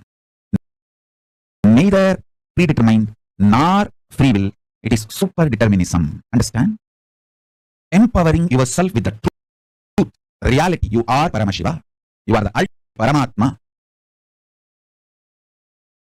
And from that truth, reality, making your perception about life, and with that strength of your subjective truth about yourself and your subjective experience about the world, impacting the world, the reality is super determinism. This is the real way of existing. This is what I call freedom. Freedom is not choices.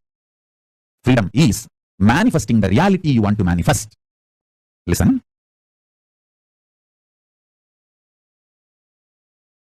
When you subjectively decide to cognize the truth, you are Paramashiva, you will see that super power of coincidence plays in your life, and you manifest super determinism. I give you two methods for you to achieve the super determinism. One, deciding to cognize you are Paramashiva, because that is the truth. That's the truth. And face your inner space, your perception about life and the life reality itself. With this truth, I am Paramashiva. This is what is having power over now. Life, reality.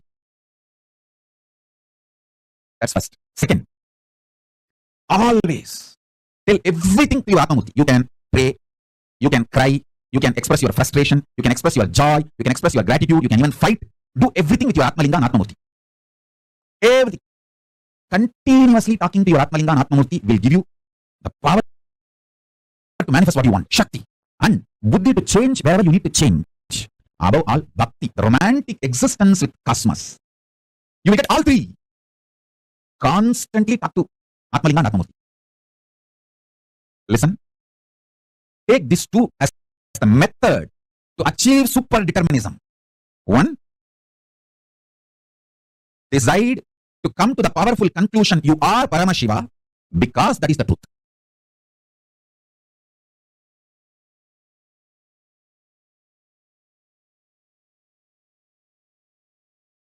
Om Paramashivoham. Om Nithyananda Paramashivoham. Second, continuously talk to Atmalinga or Atmamurti.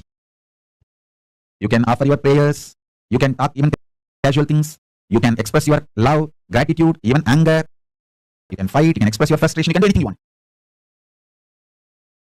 And I commit with you, I will respond to you immediately. I will give you what you want. Shakti, to manifest your life as you want. Buddhi, intelligence, to alter. If at all you need to alter somewhere your wants for your greater, better, complete life.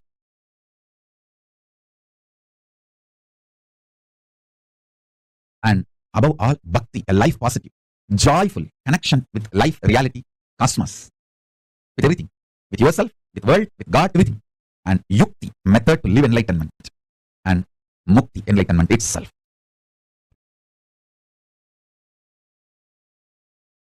The true experience is when you decide you are Paramashiva, you get power over the now, present.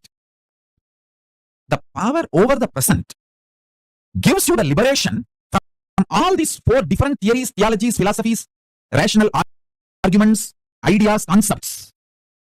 You experience tremendous powerfulness subjectively. Because of the powerfulness subjectively, the state of Paramashiva, that's what I call state of Paramashiva. Your subjective experience about the object also powerfulness. Parameshwara. Understand? I want to express these three words. Your subjective experience of your subject. Your subjective experience of the object. And the object. Reality as it is. Understand these three words. Your subjective experience of your subject. Yourself. Your subjective experience of the object.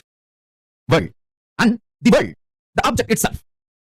In these three, if you empower the subjective experience of your subject with truth, that truth makes your subjective experience of the object also powerful. When this two component of you becomes powerful, it impacts the object and makes what you want to manifest as life. This is the experiential reality of super determinism. Everything else is a delusion, false. You cheating yourself. You deluding yourself with any kind of argument. No, what Swamiji says is the ultimate truth, but not for me now. Even that.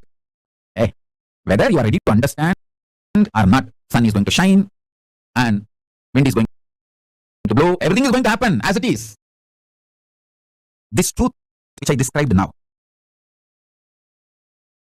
I'll explain the next level. Listen. Super determinism means empowering your subjective experience about you, your subject, with the truth you are Paramashiva. Paramashivatvamasi. You are Paramashiva. Empower your innermost subjective experience about yourself consciously. You are Paramashiva because that is the truth. And from that powerfulness, analyzing your subjective experience about the object world,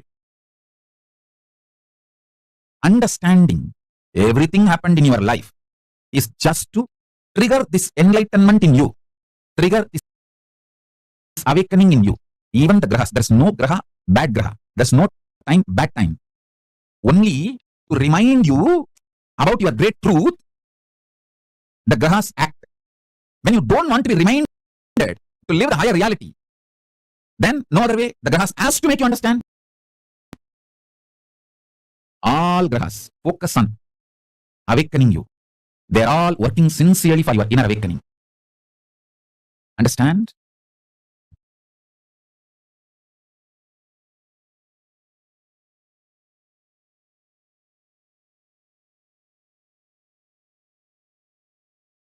Hey, listen. Sometimes your babies are pet. They go into kind of a trance mood when they listen to my satsang and just they settle down. You may be thinking they are sleeping. Even if you think they are sleeping, don't wake them up. It is okay. Just let them. Because they sincerely, intensely listen. If you are pregnant, the baby inside your womb listens to me sincerely. And the babies who sit in the satsang, they go to a kind of a trance, Turiya space, and just melt down. You may be thinking they are sleeping. Even if you think they are sleeping, don't disturb them. Allow them to sleep. It's okay. I tell you, even the pets, when they come and sit for satsang and they just fall asleep, don't think they are falling asleep. Even if you think they are falling asleep, don't disturb them. They're in a trance. I can see very clearly in how many places that initiation is happening. When initiation happens, so many people react in a different way.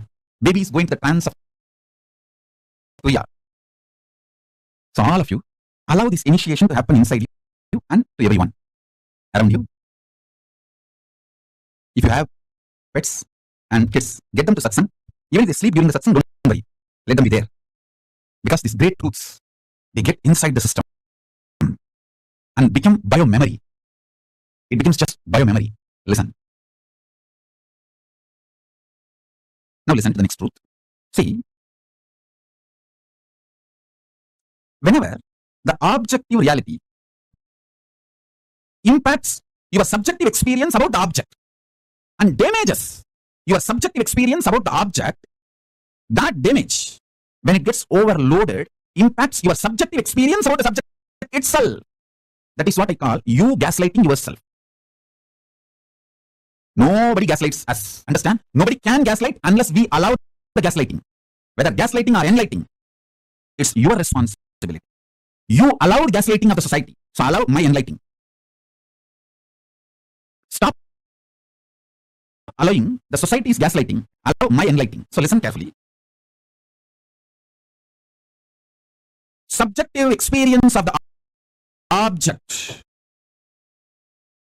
should be impacted, impressed by the truth of the subjective experience you are Paramashiva, not by the objective reality, so-called this world, and your equations with this world. You always have wrong equation with this world. Always you feel injustice is done to you. Somehow that becomes default cognition. When you allow that pattern to get rooted in you, you damage your inner space, the subjective experience of the objective reality world. When you damage your inner space, that damage impacts your experience about yourself. This is what I call powerlessness. Understand? You should know why you are not able to live in the present moment. Only then you can heal yourself and start living in the present moment. Otherwise, just teaching, oh, live in the present moment, live in the present moment, nobody can live. Nobody can live in the present moment unless they understand why you are not able to live in the present moment. Listen, if you feel so much injustice is done to you and feel anxiety, panic attack, your subjective experience about the object world is impacted by the world, others, outsiders, everyone. And if you feel so much of injustice is done, panic attack, anxiety, all that, be very clear, you cannot live in the present moment and you are going to literally commit spiritual suicide if you make decisions from that space. You are only going to destroy yourself more and more through any decisions you make from that space. First thing, stop making decisions from the pain, frustration, anger, violence, powerlessness of the subjective experience about the objective reality. Listen to that. Listen to this truth. More and more decisions you make out of the painful inner space, deluded inner space, the inner space which is hurt by the outer world, the inner space which you allowed to be hurt by the outer world, with the idea there is injustice done to you, or the subjective reality impacted by the objective reality, the objective world, due to sometimes you blame an individual person, or sometimes you blame a situation, sometimes you blame the ecosystem, sometimes you blame the whole world, whoever you may find, blame or not blame, sometimes you even blame yourself. Even that is wrong. Blaming yourself is not something cute. No. Don't say, oh, I am suffering so much, how can I be Paramashiva? Say, I am Paramashiva, how can I suffer? Change the whole thing. Listen, don't say, I am suffering so much, how can I be Paramashiva? No. Say, I am Paramashiva, that is the truth, how can I suffer? Let truth empower your experience about you and empower your experience about the object.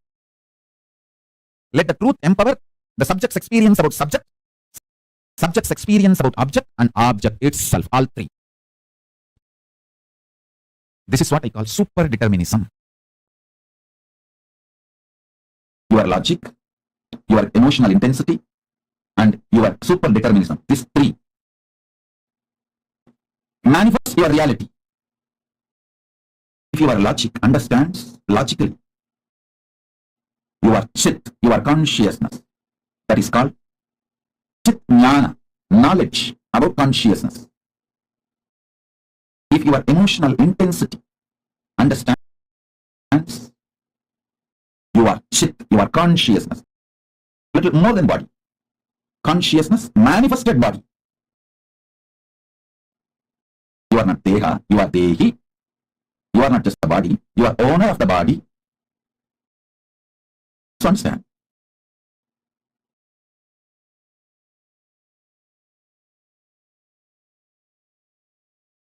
Your core, your emotional intensity, if it understands your consciousness, chit, it's called chit anubhava, conscious experience. If your super determinism understands your consciousness, if your core being understands your consciousness, it is called chit anubhuti. If all the three manifest as reality in your life, it is called chit sakshatkara. Understand? The basic components which decides your reality, your life, your existence. Oh, listen. Your length, breadth, depth.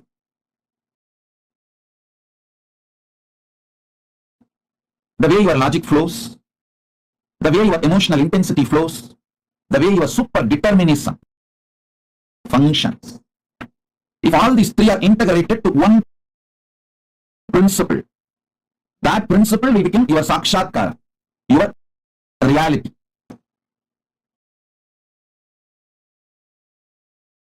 Oh, listen. I'll repeat.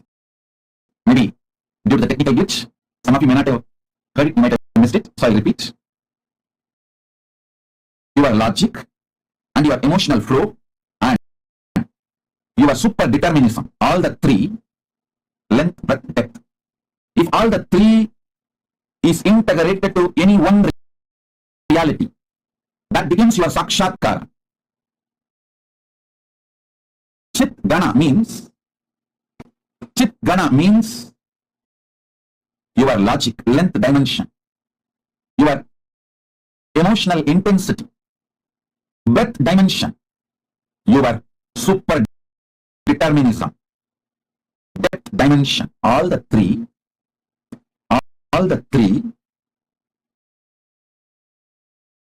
focused, integrated to the truth, your consciousness, your chit. Understand? If you know, if you start thinking, emotionally feeling, being level, experiencing your consciousness, everything you want in your life, too easy to manifest as a reality, because consciousness gives you complete freedom to design, redesign, revive, renovate, rejuvenate, rebuild, alter, adjust, organize, reorganize, design, redesign, anything you want to do with any of your dimensions, any of the dimension of life. A man who thinks he is consciousness can design his body as he wants. The person who thinks he is consciousness can manifest the kind of the mind he wants. The person who thinks he is consciousness can manifest the kind of the reality around himself as he wants. He has a liberation, power, freedom, energy, support of the ultimate force, ultimate power to manifest the reality as he wants. Listen. Chit Gana means experiencing and manifesting your consciousness. Paramashiva Chit Gana means experiencing not just your consciousness, you are the consciousness of the ultimate Paramashiva, the ultimate, the supreme of this existence. Realizing you are his consciousness or he is your consciousness. First, you realizing your consciousness is Satyadatma Chaitanya Jakratam, awakening to your highest reality, awakening to your conscious reality.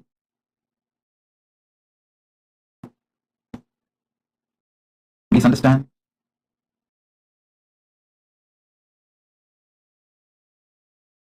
Knowing you are consciousness and experiencing powerfulness, being empowered by it, and using that powerfulness in your day-to-day life is enlightened life. You are Jivan Mukta, liberated being. But knowing not just your consciousness of the ultimate existence, or the ultimate exists in your consciousness, is called Paramashiva Jnana. And with emotional intensity, experiencing your consciousness is ultimate consciousness, or ultimate resides in your consciousness is Paramashiva Anubhava. Experiencing through your super determinism, through your depth, your consciousness is Paramashiva's consciousness, and Paramashiva's consciousness is your consciousness.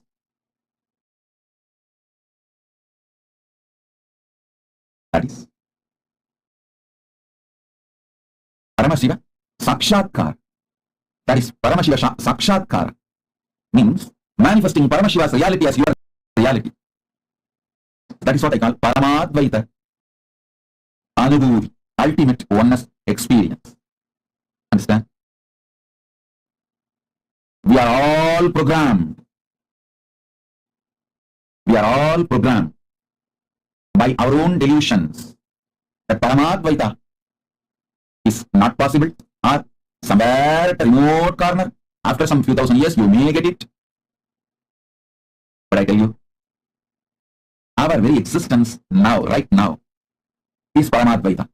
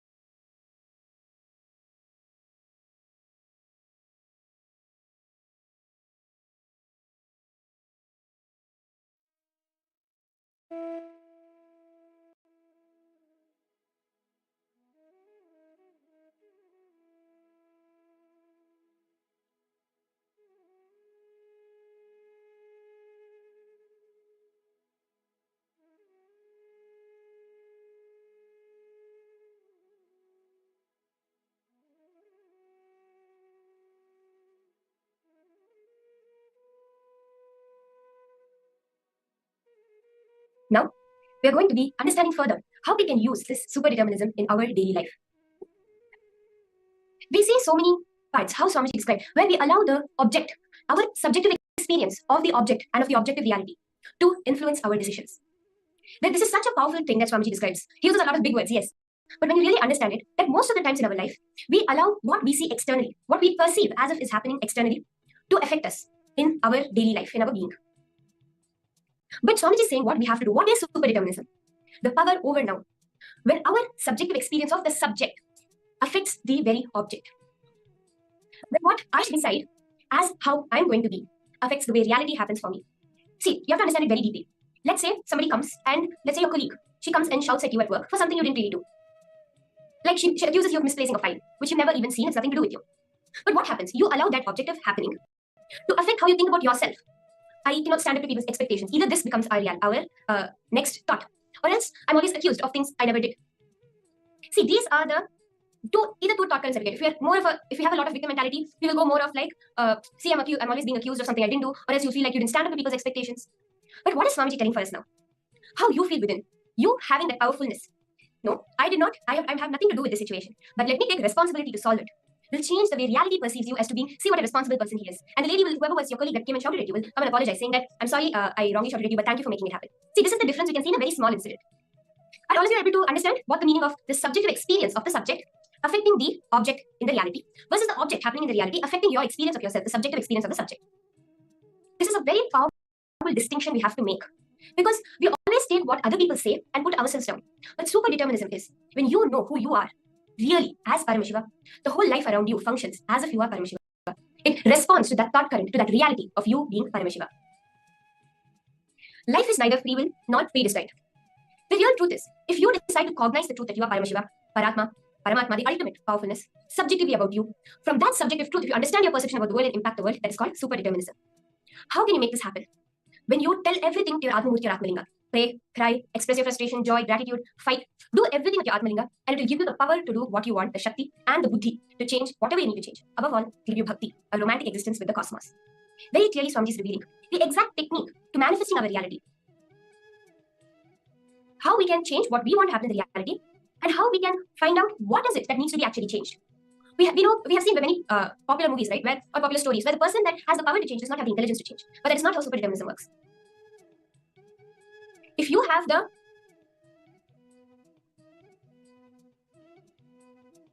you get even the Shakti from the power of superdeterminism, then automatically the Buddhi, the intelligence on what to change, and the Shakti and the Bhakti, that pure oneness existence of the cosmos, also happens. So let us now take 5 minutes. Let us pen down 5 aspects, areas of your life where you are experiencing suffering, wherever you are experiencing the object affecting the subject. Swamiji is saying, hold the cognition of not, oh, I'm suffering so much, how can I be Paramashiva? 0. No. Hold the cognition, I am Paramashiva, how can I suffer? Change the whole thing. I am Paramashiva is the truth. Anything else only can be questioned.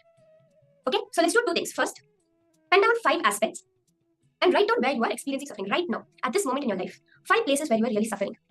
Can I request all the participants to pen down right now? 5 places in your life where you really feel the intense suffering happening. It may be in your health, it may be in your career, in your relationship, something is not going fine. You just lost the promotion to a colleague. Anything like this, where you are intensely suffering right now. Let's take a few minutes and pen it down. Wherever you are able to see that reality happening, affecting you within.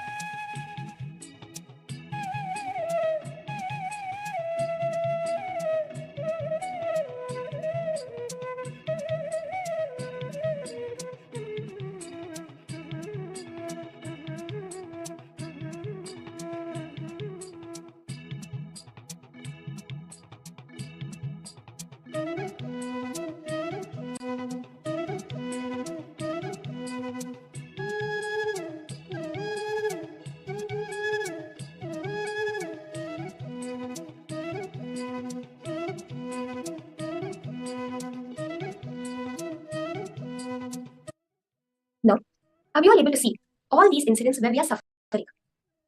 Let's now reverse the gaze. Instead of looking at it as what is right and outside affecting me, with this powerful cognition of superdeterminism, look at that same suffering. What is the real suffering over there? With the truth that I am Paramashiva, how can I suffer? Look at each and every one of these sufferings. The minute you do this, you will automatically complete whatever is happening and you will literally see that suffering itself dissolving from your life.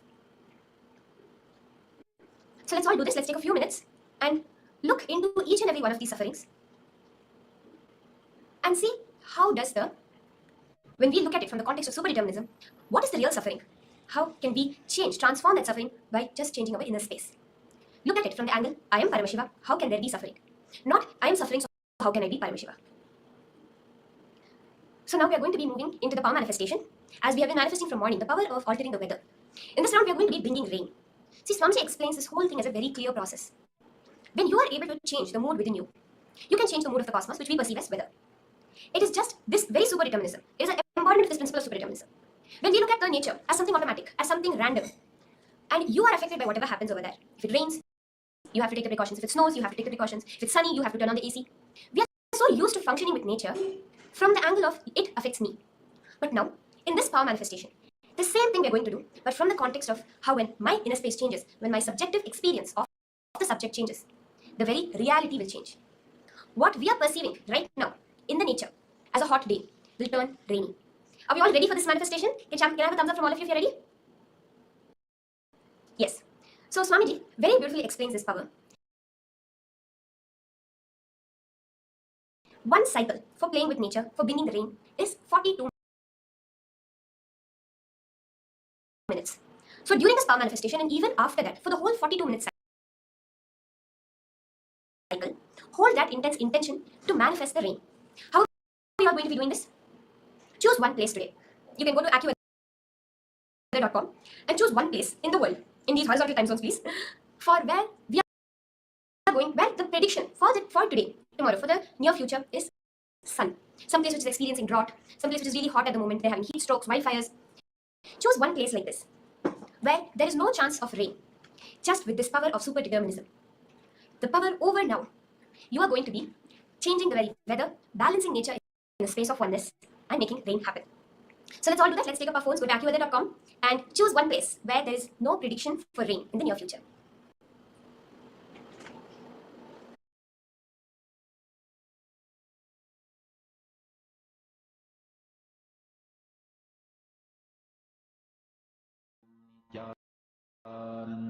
Paramashivoham Om Nithyananda Paramashivoham. Once you have finished typing in AccuWeather.com and choosing your place, Paramashivoham Om Nithyananda Paramashivoham. start connecting that space of oneness to that particular place. Very clearly understand this power over the present. Om Nithyananda Paramashivoham. Connect with Swamiji. When you any happenings of the past or the future, you will intensely connect to the power of the present moment. Just chant Mahavakya intensely. Connect to Swamiji, intense feeling connection. Space of unclutching. Om Nithyananda Paramashivoham Om Nithyananda Paramashivoham Om Nithyananda Paramashivoham Om Nithyananda Paramashivoham Om Nithyananda Paramashivoham Om Nithyananda Paramashivoham Om Nithyananda Paramashivoham Om Nithyananda Paramashivoham Om Nithyananda Paramashivoham Om Nithyananda Paramashivoham Om Nithyananda Paramashivoham Om Nithyananda Paramashivoham Om Nithyananda Paramashivoham Om Nithyananda Paramashivoham Om Nithyananda Paramashivoham Om Nithyananda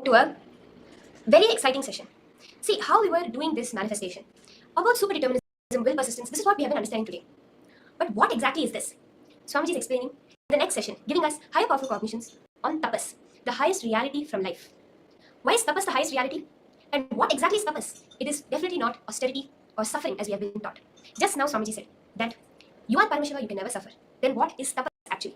Let us understand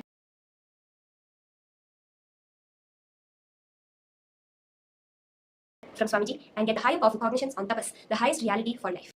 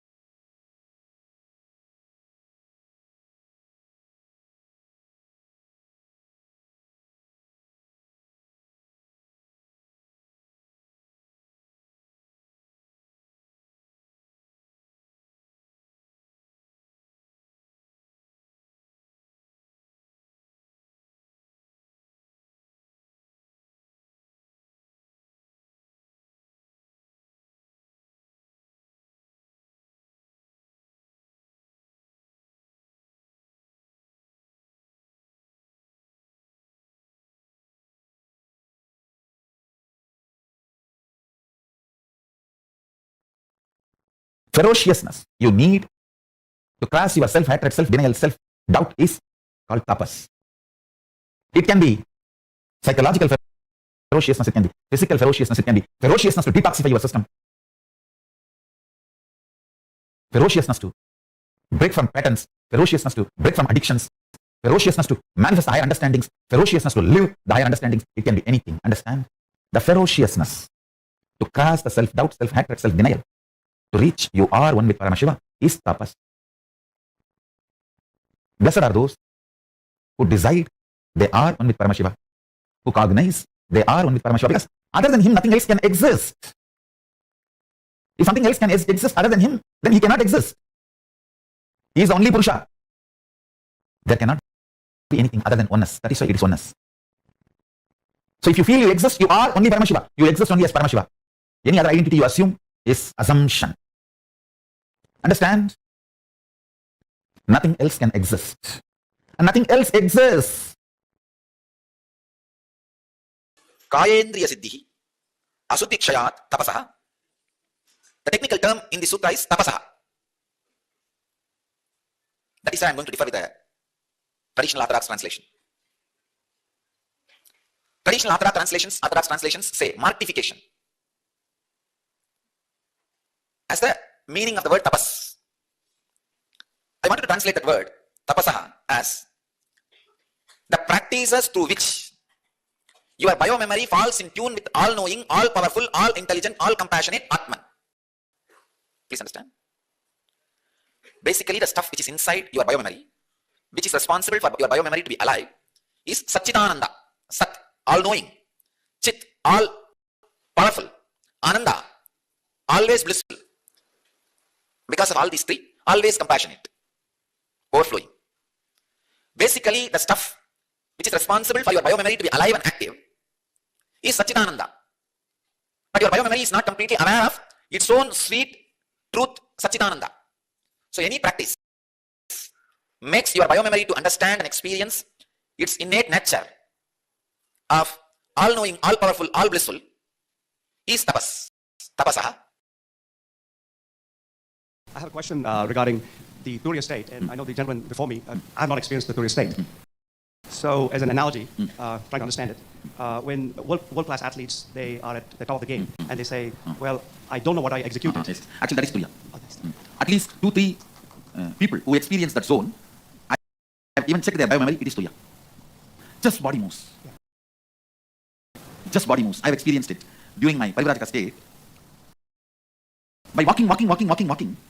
Sometimes I just know my body is just moving. I am there all around. See?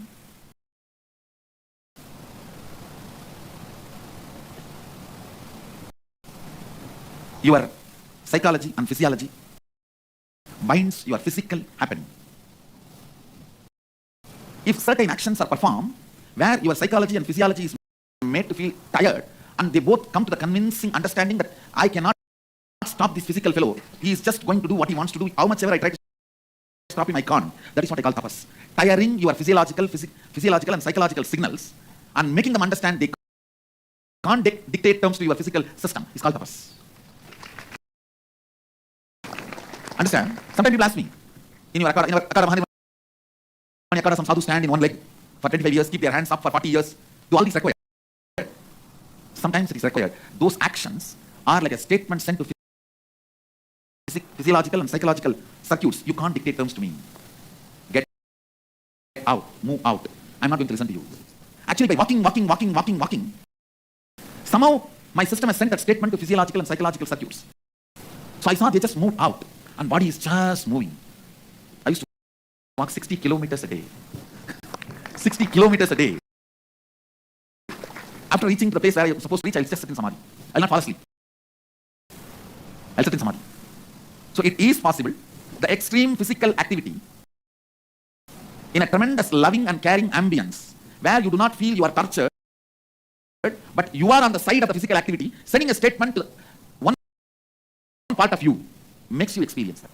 See, if you feel, I am putting you through this yoga from morning till night, I am forcing you, it will not be tapas. If you are convinced, no, I am doing it, Swamiji and me, we both are on the same side. You fellow, you be on the other side. If you tell your tiredness and boredom, relax. You are one side, me and Swamiji on the other side. Then it is tapas. Understand?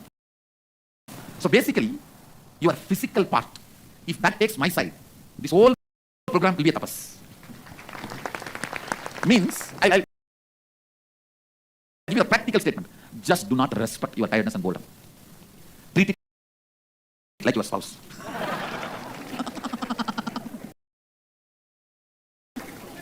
How you secretly want to treat it. Your boss. Treat your tiredness and boredom like your boss. My Guru Raghupada Yogi used to tell in Tamil, Nabi, Tavam Danda, Sivame Buddha, Bandarul Pranita Aganapa. Means, he used to tell, if you sincerely sit in tapas, even Shiva asks to come and grace you and bless you. When he comes, ask him, whatever mistakes I have done, forgive me and give me the complete surrender. That's it. But even Shiva cannot deny your tapas. This one key has given me all success in my life. All success. All the major enlightenment experiences and power manifestations I had in my life is when I decided no food, no sleep till I manifest this. With that will persistence, whenever I sat, the chemistry of my biology just fell in tune with Paramashivoham and Paramashivoham manifested. It's like when you try to reflect the sun through a mirror, you just adjust. At one point exactly, the sun reflects. The children used to play, holding the mirror outside the window and sending that light beam inside the room. Same way, whenever I sat with this will persistence, till I manifest this power, no food, no water, just meditating. Automatically, the chemistry of my biology aligned. See, imagine, sun as Paramashiva, your body as the mirror, the reflection, the pure light beam is a power manifestation. This tapas, will persistence, is the adjustment process, adjusting the mirror rightly. I tell you, whether Ganesha eating the food which I offered, or enlightenment experience in Pavadakundru, or death experience in Manikarnika Ghat, or Paramashiva himself coming and giving me food, medicine in Haridwar, all major experiences in my life. Seeing Sri Krishna in Gujarat, all major experiences. When I sat with a will persistence, till this experience, no food, no water, no sleep, no 1, 2, 3, just tapas. When I sat in Manikarnika, that's what I decided. Either I will have the death experience and manifest the powers, or die and see what is death. With that I sat 2.5 days. Not only I had the death experience, multiple powers which comes along with the death experience started manifesting in me. Tapas. Tapas. Tapas. Know the highest reality of life through tapas. Tapas. Brahma Vijinyasasva. Know the Brahman through tapas. Taitri Upanishad Brahuvali. Tapasa Brahma Vijinyasasva. Realize tapas is maturity of your soul. Through tapas your soul gets matured. Matured soul does tapas. Tapaso hi param nasti. Tapasa vindade mahat. Tapasa chiyade papam. Modade sagataivataihi. Tapasa prapyade swarga. Tapasa prapyate yasaha. Tapasa sarvamapnoti. Tapasa vindade param. In Nibbana, Nithyananda Snanaviti Adhyaya, there is nothing higher than tapas. Through tapas, the great achievements are manifested. Through tapas, the papa's sins gets completed. Through tapas, one becomes one with gods. Through tapas, heaven is achieved. Through tapas, fame, glory and grace are achieved. Through tapas, everything is attained. Through tapas, the supreme highest state of Brahman is manifested. Agni. This is the direct words of Agni Bhavan. So understand,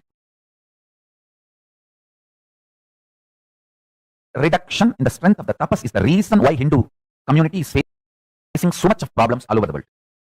I will say for all problems, the source, root cause of all problems Hindus are facing all over the world is because the tapas lifestyle is lost. All the best things, good things Hindus are enjoying all over the world. The only reason is wherever you know how to do tapas, you are successful. Wherever you missed tapas-based life, you are suffering. So tapas is solution. Listen, now listen. Repeat along with me. I am uttering word by word. So repeat with me. Om tapaso hi param nasti. Tapasa vindade mahat. Tapasa shiyate papam modate saha daivataihi tapasa prapyate vargaha tapasa prapyate saha tapasa sarva apnoti tapasa vindate param. I am initiating all of you into the truth of this sloka. This powerful cognition will become reality for all of you from now. I am uploading this verse in the Facebook page. Please read the verse and read the meaning a few times. Now all my kids, you should write this original verse and English translation at least 108 times. So it becomes part of your very DNA. First, I want you to understand, when Guru loves you, he goes through the whole pain. You don't go through the pain. You just go through the tapas, but no pain. Pain, he takes it and clears it. Actually, my gurus did tapas through this body. There was never any pain. They just swallowed it and burnt it. In my case, I will never let you guys suffer. I'll burn all the pains. Make you guys enjoy tapas.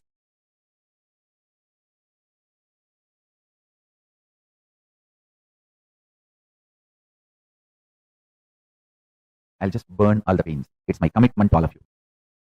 It's my commitment to all of you.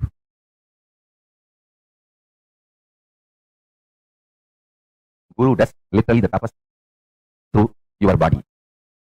My gurus did the tapas through my body. Meditate on this powerful cognition. Tapas will become too sweet. Tapas is the simplest, easiest way to realize. Your guru takes all the pain and burns it, never lets you go through any pain, but only makes you go through the tapas and gives all the benefits of tapas to you. See, tapas is the most sweetest way to realize the guru's love for you. When you start doing tapas, you will realize you get only the benefits of tapas, and all the hardships your gurus, they take it and burn it. Actually, all my kids, even if you have intention to do tapas, that's enough. I will take away all the hardships and burn it. It's not that I go through the pain, I'll just burn it. You will get only benefits of the tapas. You guys are too close to my heart. It's literally like how my gurus felt. I am their own, and this body is literally theirs. How they were protective. Naturally, I will have the same thing for you. Wherever you are, I'll hold you in my hand and make sure there's no hardships for you. You get only the benefit.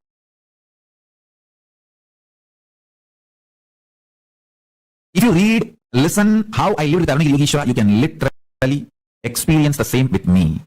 Whatever I experienced with Arunagiri Yogeshwara, even if you hear, listen, you will go through the same with me. That is why I tell you, reading or listening about my tapas is you doing tapas. Understand? My tapas is not inspiration for you to do tapas. It is initiation. Understand? I have not done tapas for myself. I have done it for you. So, when you listen to my tapas, it is not inspiration for you to do tapas. Just listen. That is initiation. It is equivalent to you doing the tapas. If you listen, hear, read about my panchatapas, it is equivalent to you doing the panchatapas. If you listen, hear, read, cherish, cognize how I lived with Arunagiri Yogeshwara, it is not just an inspiration to get a guru and have that same experience. It is initiation. You will be having the same experience with me literally in your inner space.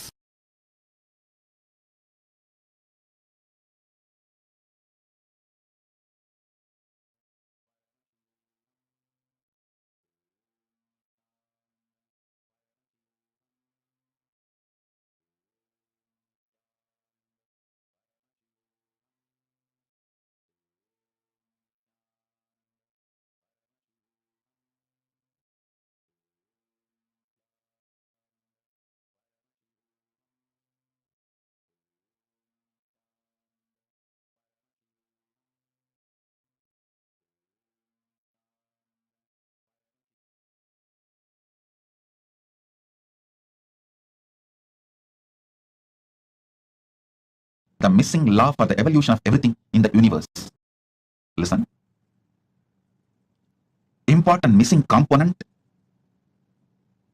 in the modern day understanding about the law of evolution is consciousness.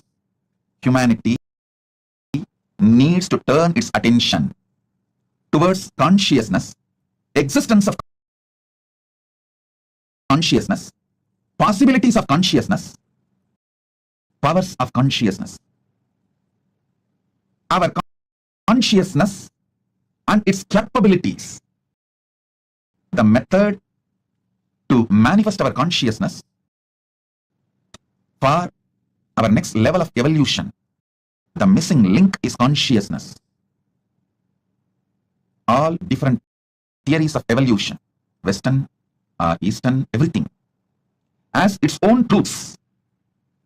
But something is seriously missing in the modern day understanding about evolution and law of evolution.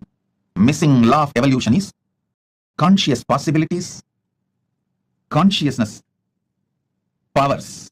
Understand? Even if we start cognizing the existence of consciousness in us and the methods to manifest it for our benefit, we will have huge breakthrough in our evolution. It is time humanity turns its focus on consciousness and evolves itself and give a great breakthrough for itself. The greatest gift we can all give it to ourselves is deciding to study, understand about consciousness. Missing law of the evolution is the possibilities of consciousness, probabilities of the conscious powers. All your possibilities are from your consciousness. Your consciousness is the source of all your possibilities. Your mind is the source of all your probabilities. Understand? All your possibilities are from your consciousness. Your consciousness is the source of all your possibilities. Your mind is the source of all your probabilities. Probability means it can go this way or that way. Possibility means it can go only the way you want. The worst brainwashing done to Hindus by the modern civilization, the greatest conscious damage done to Hindus is brainwashing Hindus to stop in the level of choices and the understanding choices are freedom. Possibilities from your consciousness is freedom, not probabilities of your mind. Understand? This is the secret behind all the secrets. Listen to this truth. It is directly from Paramashiva, from Kailasa. Your consciousness. If you are in the human body and you are able to hear what I am talking and you are able to make meaning, if you are able to cognize, your consciousness is capable of printing anything you want, just like 3D printers. In 3D printers, nowadays, even the homes, they started doing 3D printing. Full homes are getting 3D printed. Listen carefully. Just like 3D printer, how you can print anything you want out of the 3D printer and take it out. You can print anything you want. You can manufacture anything you want. You can manifest anything you want out of your consciousness. This possibility is freedom. Oh Hindus, one of the worst thing happened to you is not Islamic invasion or Christian British colonization. All those are two small problems. The biggest problem is due to centuries of slaveries, you forgot, you lost confidence in conscious printing technology, conscious manifesting technology. Hey, our ancestors are not fools to build such large size temples. They are not fools. Don't be brainwashed by those who colonized you, those who conquered you, those who raped your ancestors, those who looted your civilization, those who enslaved you, and those who killed you brutally by creating artificial famines just to break your confidence. Don't be brainwashed by them. Listen. At least last 3 centuries, extreme efforts are put to break this one science. Oh Hindus, I tell you, the moment you lost this science, you are no more a royal civilization. You became mediocre. This is the worst thing done, not just to Hindus, to the whole humanity. Because if the Hindus lost this science, humanity has lost it. I tell you, just like that, anything I can cognize in my consciousness and just print it and take it out. For example, anyone comes and presents their problems. All I do is consciously, I see Paramashiva and I decide, let this Paramashiva manifest there also and print that, take it out. I simply see the other person not only solve these problems, those problems have become irrelevant for him. He has gone to the level of the highest consciousness. His problems have become irrelevant. Listen carefully.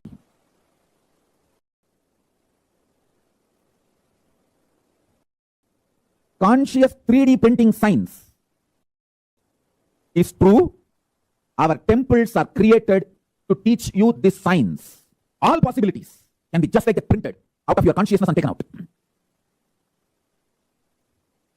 Probabilities are from your mind, possibilities are from your consciousness. Anything you can imagine or visualize, if you are able to just print, like 3D printing out of your consciousness and pull it out. That is what I call science of manifestation, and it is possible for you, each one of you, if you are just able to hear what I am talking and think, and even if you feel, oh, that is not for me, whether you accept what I am saying or don't accept what I am saying, if you are able to hear what I am saying and understand the English Oxford Dictionary meaning of what I am saying, I tell you, it is possible for you. Human consciousness is mirror of my own consciousness. Human consciousness is extension of Paramashiva's consciousness.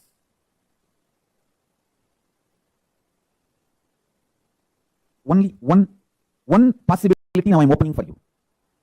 Just to give you an understanding. Now, few seconds, decide. I am going to 3D print my yogic body sitting in Padmasana till this whole satsang. I am consciously 3D printing my body. Sitting in Padmasana, yogic body. High awareness mind. Awakened Kundalini Shakti. To experience this satsang, decide. Decide this now and sit in Padmasana. I am consciously 3D printing my body. Sitting in Padmasana. High awareness mind. Kundalini awakened consciousness. Decide this now. And I'll teach you one by one. I'll make you manifest one by one. Do the conscious 3D printing of your body now. It is possible. If you think the variety of food, choices of food, Italian pizza or French fries or pasta or idli, dosa, the variety of food, choices of freedom, you are mediocre. If you know you can 3D print your body without any need of any food from external source, not only you can 3D print your body as you want from your consciousness, you can keep it excited, joyful, without any input from outside. This is possibility. Possibilities are freedom. Understand? I tell you, even one or two possibilities you start manifesting, you will say, oh God, how big is this life? What a blessing this life is. You will become so life positive. I tell you, first truth you need to know, probability, even if you get the best probable happening in your life, among the good, okay, bad, or worst, or great, or best, all these probabilities. We can start from this side. Worst, okay, good, better, best. All these are probabilities. Even if you get the bestest, you will only have growth. Possibility of your consciousness will give you breakthrough. There's a difference between growth and breakthrough. For example, the tallest building you have seen in your life is 20 feet tall. And if you plan to build 50 feet tall building, it's a growth. But the tallest building you have seen in your life is only 20 feet. But you straight plan and manifest 2,000 feet tall building. That's a breakthrough. Growth is always the language of mediocre mind. Breakthrough is the lifestyle of leaders. Now I gave you one powerful cognition. Sit in Padmasana. Decide to consciously print the yogic healthy body for this satsang.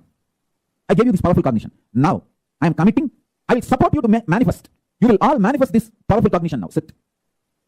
Every truth I am teaching, not only I will give you words, I will give you power, Shakti Pada, for you to manifest the possibility. Listen one by one. First, drop the cheap, mediocre cognition. Probabilities are life. Our choices are the freedom. No. That's the first thing. See, in all probabilities, your mind is the source. For all probability, your mind is the source. How much a mind can take you? Mind cannot take you beyond the fourth dimension of Kala, time. Within this fourth dimension only, mind can play. Length, breadth, depth, time. That's all. So all probabilities can give you only growth, but your possibilities can give you breakthrough. Conscious possibilities can give you breakthrough. Treat your self-doubt, self-denial, self-hatred ferociously. Tell yourself, if you want to visualize something and 3D print it out of your consciousness and take it out and make it as a reality for you, simply you can do it. If there's a time delay or any other obstacle you feel, if you feel for some reason this is not happening immediately, the only reason is just your self-doubt, self-hatred, self-denial. Be ferocious with yourself and decide to declare completion. Don't waste time in the name of completion. Decide, let me complete with all this. What is hitting my head? The cobwebs in my brain, the constipation in my biology. Constipation in your stomach is shit. Constipation in your brain is SDHD, self-doubt, self-hatred, self-denial. You just need ferociousness to push it out. You just need ferociousness to push it out.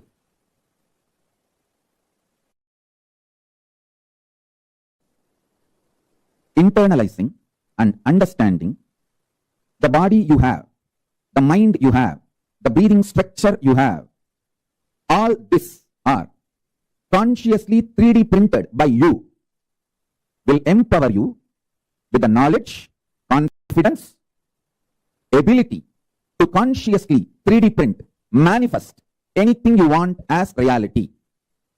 Listen.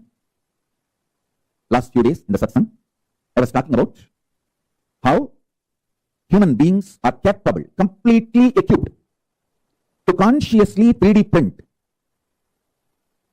anything you want and manifest it as your reality. There is so much of self-doubt, self-hatred, self-denial by people in so many levels. I can see some of the comments in the Facebook. To the level, people not only doubt their capacity to consciously 3D print their reality, they even hate this idea it is possible because they feel they've done such a cheap, third-rate, mediocre 3D printing of their existing reality. They don't want to take the responsibility for it. Hey, listen. You are asked to look into your past in Hindu tradition, not to fall in guilt and powerlessness and suffer, but to repair, rejuvenate, do prayaschitta, evolve, and manifest a new possibility and new reality. In Hinduism, there is no guilt, there is no sin, there is only karma, there is only prayaschitta. There is a big difference between guilt, sin, eternal hell, and karma, prayaschitta, rebuilding, rejuvenating, remanifesting your reality. Understand, everything is focused on solution in Hinduism. That is why there is no eternal hell. Actually itself, in the universe, there is no eternal hell.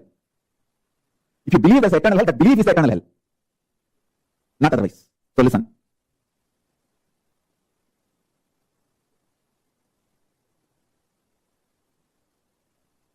There are multiple reasons why you strongly deny your capacity to consciously 3D print your life and reality and manifest. First of all, you feel, oh, then why did I manifest this kind of reality? Why did I consciously 3D print this kind of life I'm having in front of me? And now I have to take the responsibility and redo the whole 3D printing. Listen carefully. Any one day you have to get mature. Maturity is mandatory in life. The good news I have for you is it is too easy. It is not difficult. All you need to do is get out of the impact of the gaslighting done on you by the unconscious ecosystem, the so-called human society. Listen carefully. The modern day human society you are living is such an unconscious ecosystem. It does so much of gaslighting. Gaslighting means, let me define, so much of false ideas are dumped on you, even you start believing them about you. Listen carefully. You need to be enlightened, not gaslighted. Anything which puts self-doubt, self-denial, self-hatred in you, SDHD, self-doubt, self-hatred, self-denial in you, is gaslighting you. Anything which empowers you, evolves you, entrains you, excites you, enlightens you, is Paramashivoham. Whenever you feel stuck, you will be able to break the feeling stuck or obstacles by meditating on pranava, omkaranada. Listen carefully. Come back to your source sound, omkaranada. From there, see clearly. This body you are carrying, this mind you are carrying, is consciously 3D printed by you. And you manifested it. And it is your own conscious 3D printing. Understanding this powerful cognition, the way your eyes are, the way your head is, the way your face is, the way your shoulders are, the way your hands are, the way your body is, consciously 3D printed by you and manifested. The way your mind is, consciously 3D printed by you and manifested. When you start understanding the conscious possibilities are possible for you also, the kind of the positive energy you radiate, all the society's gaslighting done on you goes out to you as gas. I will not tell to which direction or to which hole or to which side, on whose face. All the gaslighting done on you by the society goes out as a gas. The moment you realize the conscious possibility of you, listen.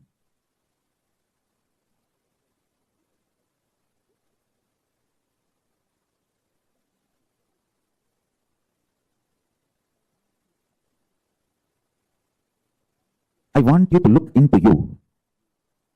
Come back to your source sound, Om. You can come back to Om if you are in absolute peace.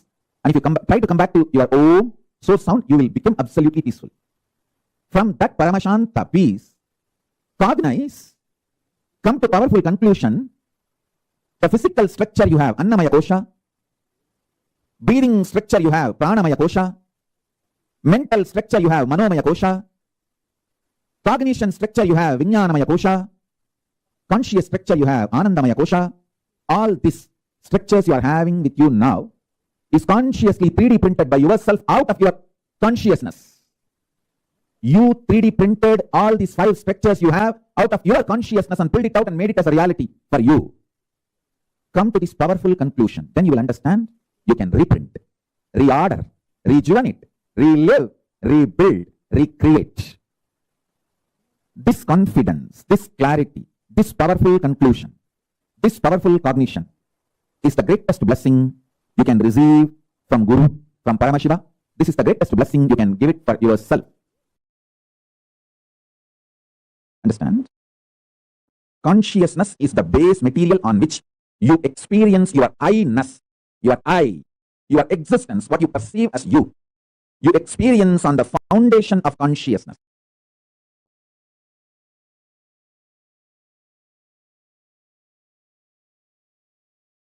Life is not just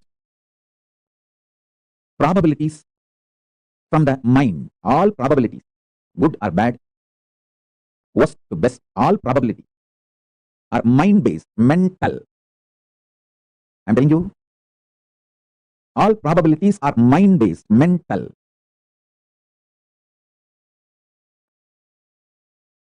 People who live and end up with this mind-based probabilities live as mediocre, middle class and die. People who experience conscious possibilities in their life give breakthrough to themselves, who manifest these conscious possibilities and demonstrate it to others, give superconscious breakthrough to others also.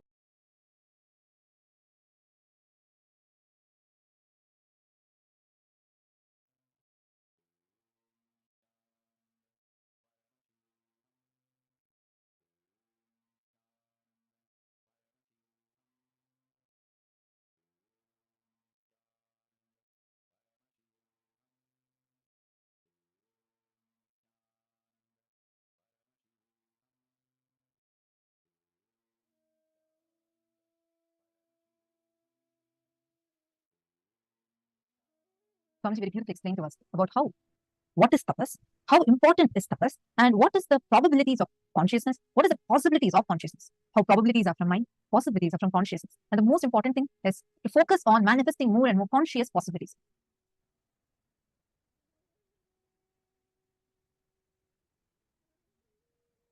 Now, what did each of you have as a click from this? I request all the participants to take a few minutes and please post, what did you understand? What did you have as a click from this session? When Swamiji revealed to us about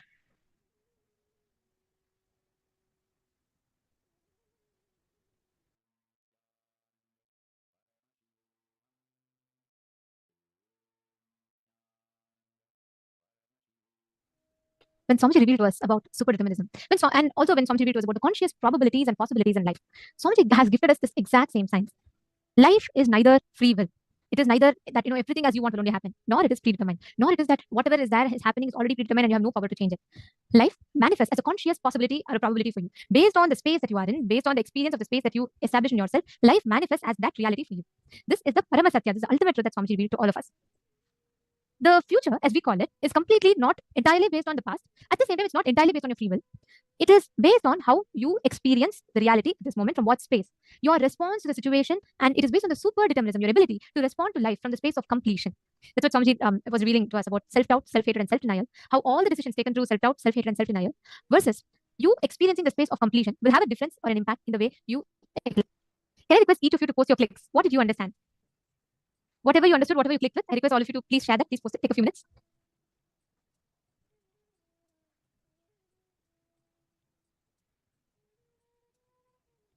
Every one of you that are here, see, this one powerful cognition and truth, when you apply in your life, when you apply in your life, the practical reality, you will see how exactly just this one powerful technique that Swamiji is giving will make you have inexhaustible inspiration resource for you to manifest life as you want it.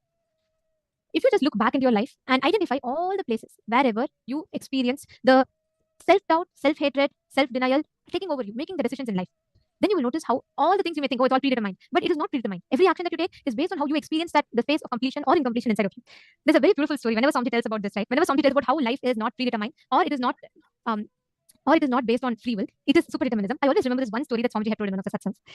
Once, two brothers met a sage, and that sage was known to be able to look into the future, and he would be able to precisely predict the future. So these brothers, they were very curious to know about their future. They went to the stage, they met the sage, and they paid their respects to the sage and asked him if he could tell them about their future. The sage advised them, saying, see, it may not be good for you to know your future. Besides, your future can change later on, even if I tell you now. But the brothers were very insistent, so they fell at the sage's feet and they really persuaded him to tell. And then he said, all right. The sage looked at the sage said, all right, if you want, besides your future can change, and if you want to tell, I will tell right now. So then the sage closes his eyes, he scans, and then he looks at the elder brother and he tells, you will become a king in exactly 1 year from now. Looking at the younger brother, the sage says that you are destined to die at the hands of a murderer in a year's time. Both the brothers are shocked. They're still reeling from what they just heard. They didn't expect this. The brother started walking back home. The elder brother was overjoyed. He was like, oh my God. He was like, I'm going to become a king. On the other hand, the younger brother was depressed. He realized he's going to die soon. So now the elder brother, he started creating his fantasy world. Naturally, he's going to have a kingdom of his own. He's going to become a powerful king. So he started creating a fantasy world. He started dreaming of becoming a king. He started doing all, he's like, anyways, I'll become a king in 1 year. Let me take care of things at that time. So he stopped working to earn money. He stopped all of that. On the other hand, the younger brother, who was destined to have less than a year to live, he was so afraid. He was like, oh my God, I have only 1 year to live. So initially, he started focusing on the spiritual activities. He used this time to just pray to God, connect to God, go to temples to save us. And as he spent his time on enriching people, soon he came out of his depression and life continued. 11 months passed. One day, the elder brother invited the younger one to join him on a journey. So he wanted to look for a piece of land to build a grand palace, since only 1 month was left. So he looked for a piece of land, a grand palace he was planning to build, and since he would very soon become a king. So both the younger brother and elder brother started going, and they were crossing an open land. Suddenly, the elder brother, he stumbled upon a half-buried pot. Okay, so the brothers dug it out, the pot, and opened it, and it was filled with gold coins. The elder brother was thrilled, and he started shouting, this treasure is just for me, this treasure is just for me to set up my palace and kingdom, and he started jumping and dancing. Just then, suddenly a bandit, a thief, he jumped out from a bush, gave a blow to the elder brother's head, and tried to snatch the pot from him. The younger brother jumped at the bandit to protect his brother, but the bandit attacked him with a dagger, and he had a wound slightly on his head. So during the whole struggle, the bandit dropped the pot and he ran away. The elder brother was very thankful to the younger brother for saving his life, and he said, okay, thank you so much for saving my life. I would like to offer you half of my gold coins. And the younger brother politely refused. He said, look, anyways, I'm not going to live much longer. You please keep it and you enjoy it. And the elder brother started living a lavish life with his new treasure. He started eating, drinking, being very, he was like, anyways, in 1 month I'll become a king. Finally, 1 year passed, and there was no sign of any crown for the elder brother. At the same time, the younger brother was also enjoying good health, so he didn't look like he was going to die any sooner. So they were like having a doubt. So they decided to go back to the sage and they decided to visit him again. So they say, how can your predictions go wrong? It's always worked for people. Why did it change for us? Then the sage briefly explains, see, I told you that your destiny can be changed. And I told you, even if I tell your future, your actions can change it. The sage looked at the elder brother and said, your destiny, you were destined to become a king. But because of your irresponsible actions that you started doing over the past months, the crown that you were supposed to get was reduced to just a pot of gold. He looked at the younger brother and said, just from the moment you got to know, you decided to go on enriching people, enriching. So the moment you decided to enrich, the death at the murderer's hands was just reduced to only being wounded by the bandit. Actually, there's a very beautiful example for the example that the explanation Swamiji gave, the revelation Swamiji gave about how mind is a source of probabilities. Consciousness is a source of possibilities. And when you sit with the conscious possibilities, you can 3D print your reality. We have the ability to clearly, consciously 3D print our reality. In this beautiful example now, story he was sharing. If you see in that, the younger brother consciously 3D printed his new reality. Your consciousness has a clear power. And this power, it's very, very, very powerful conscious power, a power of possibility. Probability, you usually think whether this may or may not happen. This like, it can or it may not. That's a probability, where there is still a probability that it cannot happen. Possibility means it will happen, it is possible. That is the possibility of it. It can clearly happen, and that is what consciously you can 3D print. It's not just the actions you do, it's the cognitions that we hold in our inner space. And that is what Swamiji was explaining, right? Like even recently, Swamiji explained how the missing law of evolution is the possibilities of consciousness and probabilities of conscious powers. It is the link for the missing evolution, is the missing evolution of consciousness. How much are we as humans able to harness the power of consciousness? How much are we even aware of how we utilize the power of consciousness? For example, you have a pattern that you really want to break free from. You may fight with it. You may say, no, I'm out of it. I'm going to try my best. I may or may not fail. Again, that's operating from mind, where you're going by a probability. Versus when you sit, declare completion, and actually clearly decide, this is what I'm going to be doing, and I'm going to be consciously deciding for this as my future. You are consciously manifesting your conscious possibilities. How many of you are understanding this? I request all the participants to please take a few minutes and post what did you understand in the chat. Susan has posted, my click. Life is full of possibilities, which is a space of consciousness where you can create the reality you want. Beautiful. Vamadevananda has posted, probability of mind, possibility of consciousness. Your physiology and psychology is on other side. Mind and Swamiji is on one side. Possibility of consciousness, you can do yoga, so tiredness and boredom goes away. Mental SDHD will go away. I can create my own 3D printing. Absolutely. How many of you here has seen the moment you decided consciously saying, okay, I'm going to be doing yoga, and you start doing yoga, suddenly you see you're having a huge breakthrough. Like, it is not that you were able to do these particular asanas before, you were able to bend your body like this before, or even be consistent with it like before. But now, the moment you decided, Swamiji has told, so I'm going to be doing. How many of you see you are having a breakthrough in it and really able to manifest, like you're able to bend your body, manifest a yogic body in you as a conscious decision? How many of you are able to see that? See, this is one example. It can even be how you're able to manifest powers. Whatever is the conscious possibilities that you have. But even to be powerful, suddenly you are manifesting the new you with these powerful cognitions inside of you. Who are able to see that? Please take a few minutes and please post.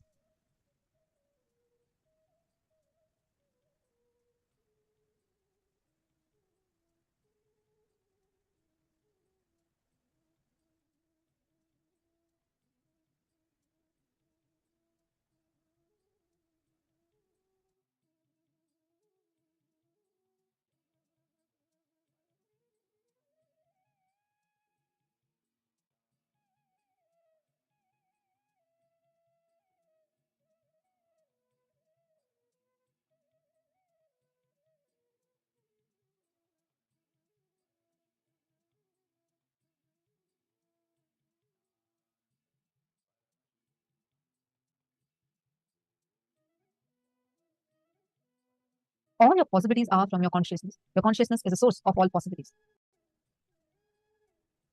Your mind is a source of all your probabilities. Probability means it can go this way or that way. Possibility means it can go only the way you want it. I request all the participants to take a few minutes and please type this powerful cognition and post it on your Facebook. Please take a few minutes and type this powerful cognition.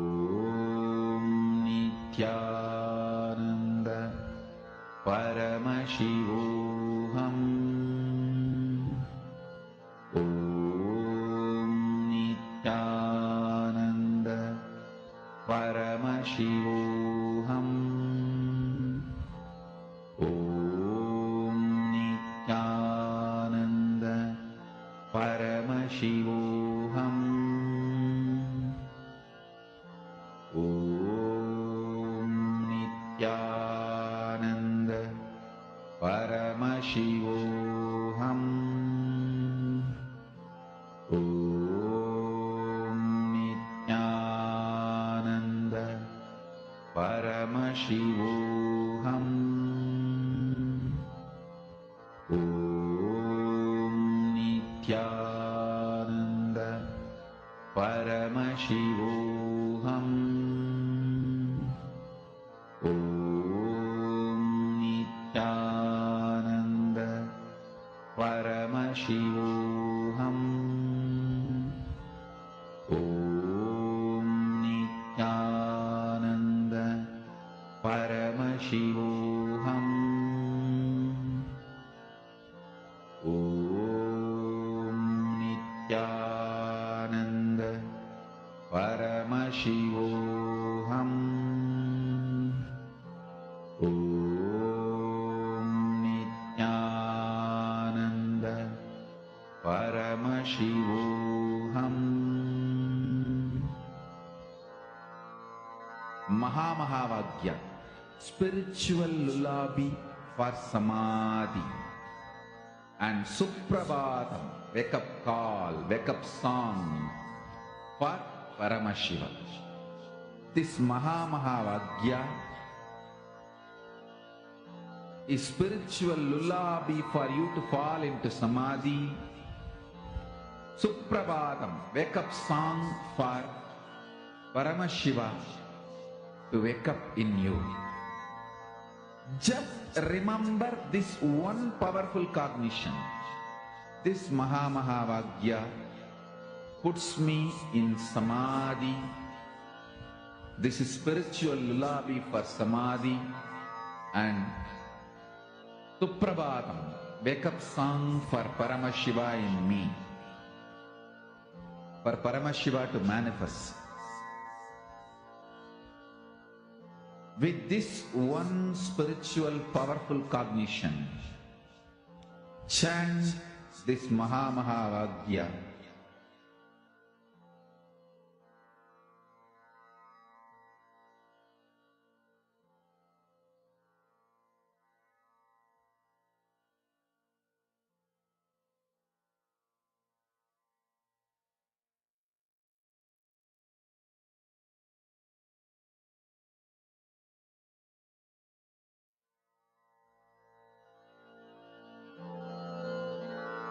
Mahamahavagya, spiritual lullaby for Samadhi, and Suprabhatam, wake up call, wake up song for Paramashiva. For Paramashiva to manifest. With this one spiritual powerful cognition, chant this Mahamahavagya. Om Nithyananda Paramashivoham Om Nithyananda Paramashivoham Om Nithyananda Paramashivoham Om Nithyananda Paramashivoham Om Nithyananda Paramashivoham Om Nithyananda Paramashivoham Om Nithyananda Paramashivoham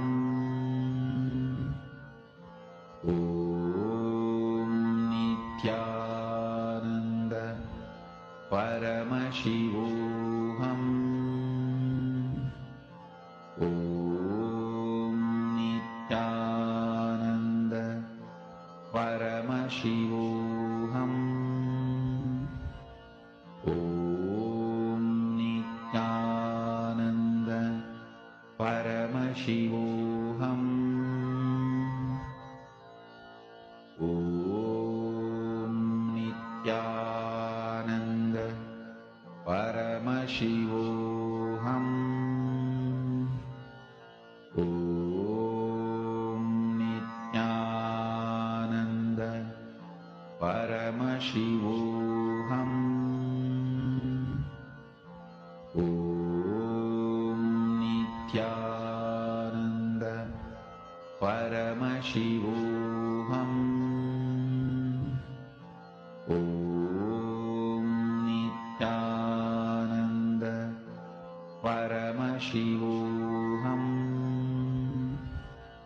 Om Nithyananda Paramashivoham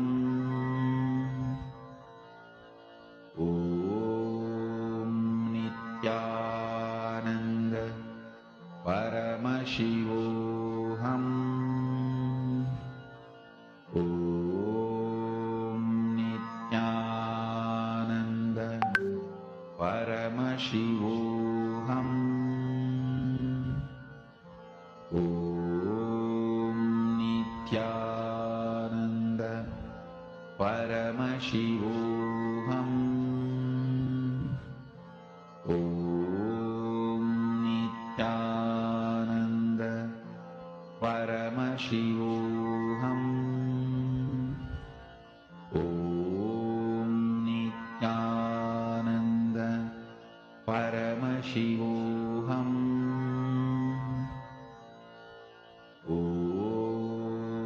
Nithyananda Paramashivoham Om Nithyananda Paramashivoham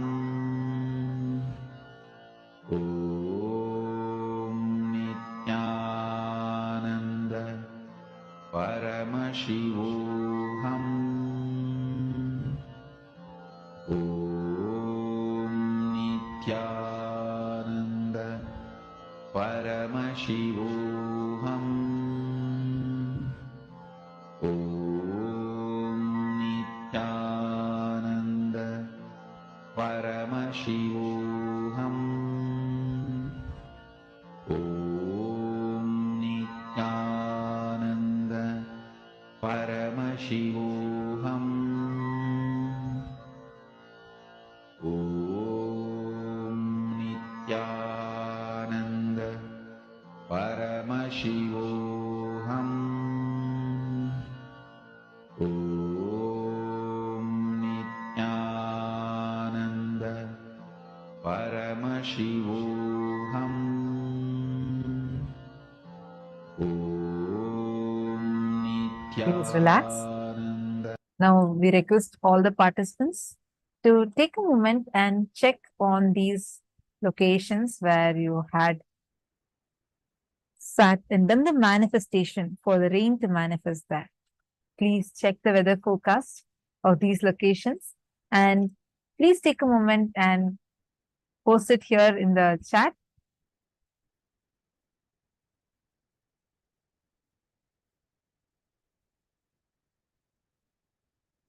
How many of you were able to manifest?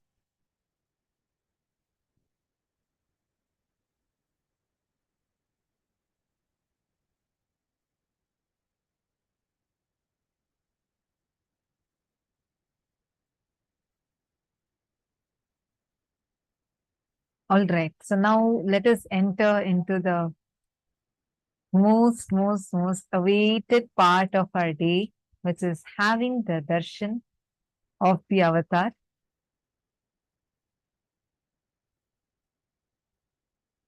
Now, all of us are going to be preparing our inner space to receive the auspicious darshan. As last night, I made a wish on a star, and the star answered. With such power, I can do anything.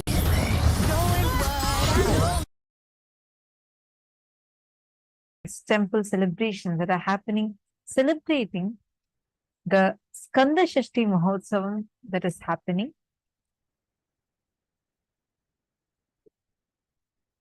All of us are seeing each day what are all the various sevas, rituals that are happening. The Skanda Shashti is being celebrated very, very, very grandly. On 18th of November, all the participants are going to receive a very unique opportunity. See, Bhagavan Subramanya, Lord of victory, valor, courage, is going to be gracing all of us and accepting our love, devotion in the form of various offerings.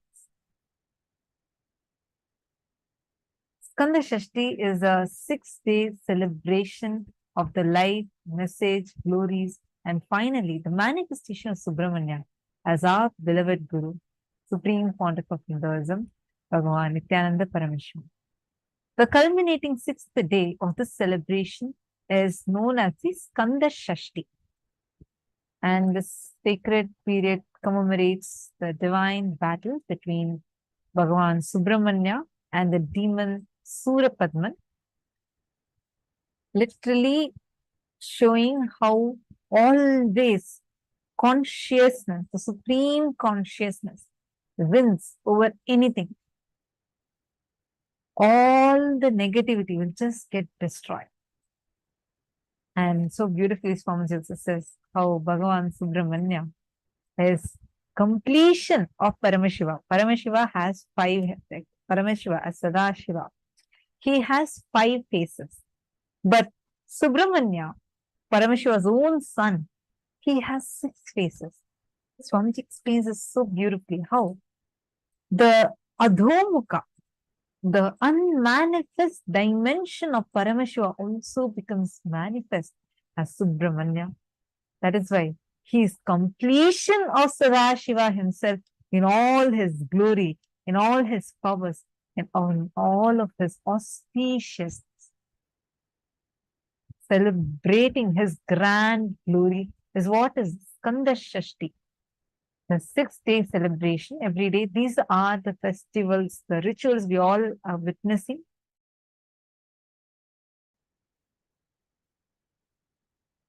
Now, what we are seeing here is the various different ways that you can be a part of this Skanda Shashti. There are various different rituals through which you can connect to Bhagavan Subramanya.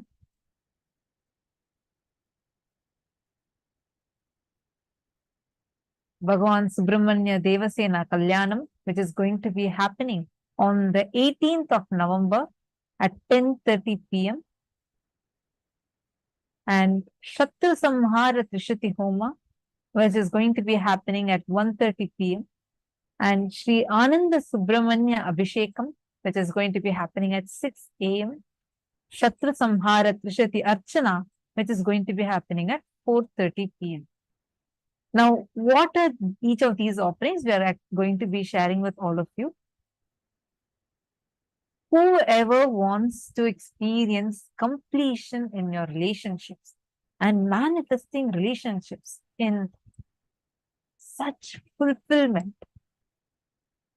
where you are able to live your life in a very, very, very blissful way, celebrating your life with you and your spouse, able to live together happily and living a long life.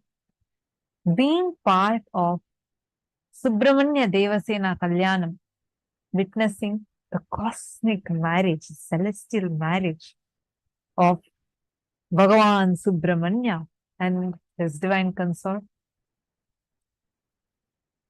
Devasena, you are going to be experiencing that completion dimension manifesting in you.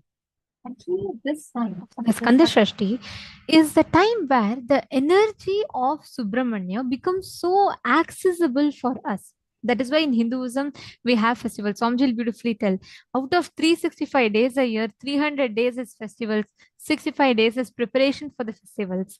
That is the lifestyle of Hinduism, because continuously there are various manifestations and energies of the cosmos that become accessible to us in a dimension that we can relate to, in a dimension that we can cognize, experience, and relate with.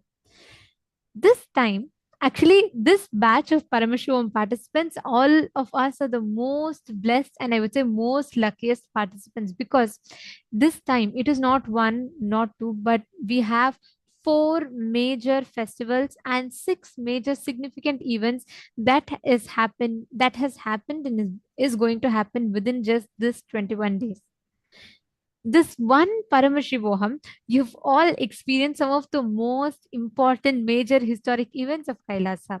For example, the inauguration of Sri Nithyananda Janma Bhumi that happened on the auspicious day of Diwali, the Diwali celebrations with Swamiji, and we all also celebrated the anniversaries of Los Angeles and Oklahoma temples.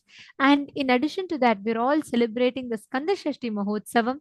We will be celebrating parallelly also the Mahadipam that is going to be happening in Arunachala in Tiruvannamalai. All of these auspicious things happening at the same time. This signifies of how the powerful energy from the cosmos is coming to a level where we can access. See, when we say Subramanya, Swamiji beautifully explains Subramanya, which means the best of the cosmos is what is Subramanya. He is the best version of Paramashiva himself, Paramashiva's very own son. To him, when you connect, he gives you victory, valor, strength, power, courage, charisma, leadership. All the attributes to success is given to us by Bhagavan Subramanya. This 6 days, the Skanda Shashti is a 6-day celebration that happens, and each of these celebrations are available to all of you to access this energy. Please understand, you may be sitting somewhere in Malaysia, you may be sitting somewhere in Australia, or you might be sitting somewhere in US or even in India. Whichever geographical location that you are in, during this time, when you connect to the energy of Bhagavan Subramanya, you instantly experience him manifesting to you. His energy will be so easily available, so easily accessible for us.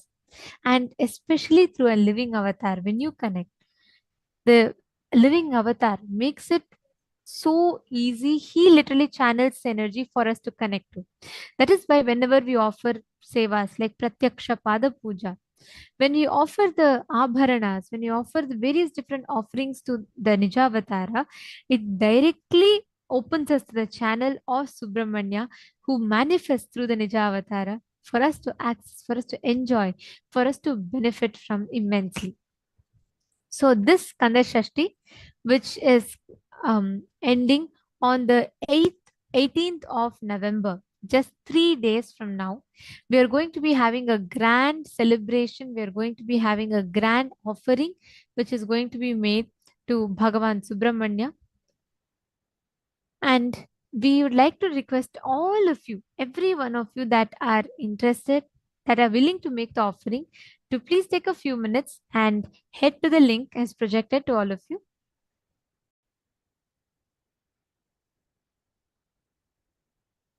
Each of these sevas, for example, the first seva that you're all seeing, the Shatru Samhara Trishati Archana and the Shatru Samhara Trishati Homa, each of these these are all grand homas offering to the fire, which benefits us where all the enmity, Shatru Samhara, the destruction of enmity, not just external enemies, even internal enemies, the enmities like anger, jealousy, all of this is destroyed by Subramanya. He is the warrior god and he is so powerful. When you connect to him, he intensely manifests and he will destroy all the internal and external enmities that are enemies that you are suffering with and bestow you with the ultimate completion and enlightenment itself.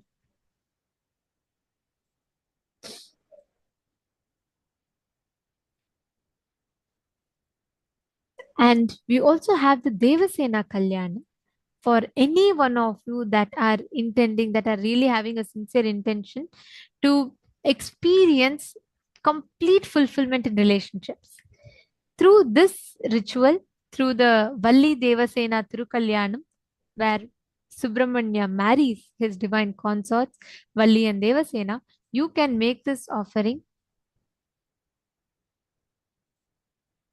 So on this day, the Devasena Thirukalyanam happens on the 18th of November, where Subramanya accepts the celestial marriage is conducted, where Subramanya accepts Devi Devasena as his divine consort, and the couple grace the whole of humanity with eternal completion and fulfillment. If you are just married, or if you are going to get into relationship, just gotten into relationship, you should definitely offer this, because this is one of the best ways you can receive the boons and blessings from Subramanya to experience completion and fulfillment in your relationship.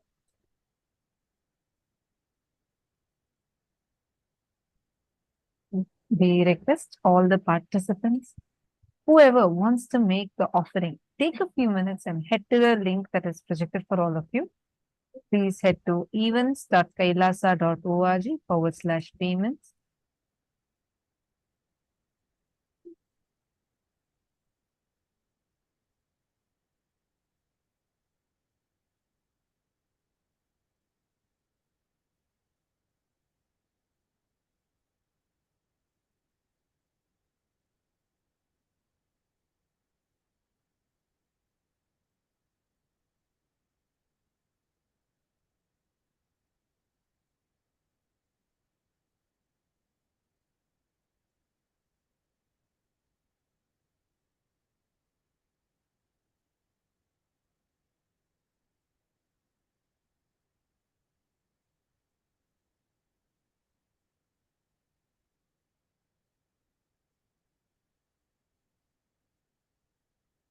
To head to this link, events.kailasa.org/payment, and you can make the offering here as projected for all of you.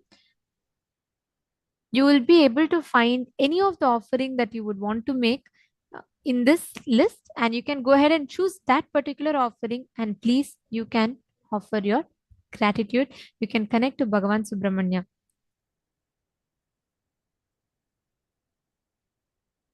We are now going to be taking you all through how to make this payment. We request all of you to please kindly head to this link and how to offer, like what you exactly need to be doing.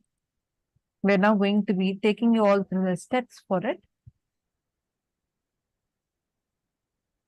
So once you head to this link, you'll actually see a form that looks like this. And once you go here, you can actually choose. The question says, I came to know this offering through. You can choose the last option, program, and enter the name of enricher. You can put it as Acharyas. And in the status, we request you to please choose it as waiting for bank details.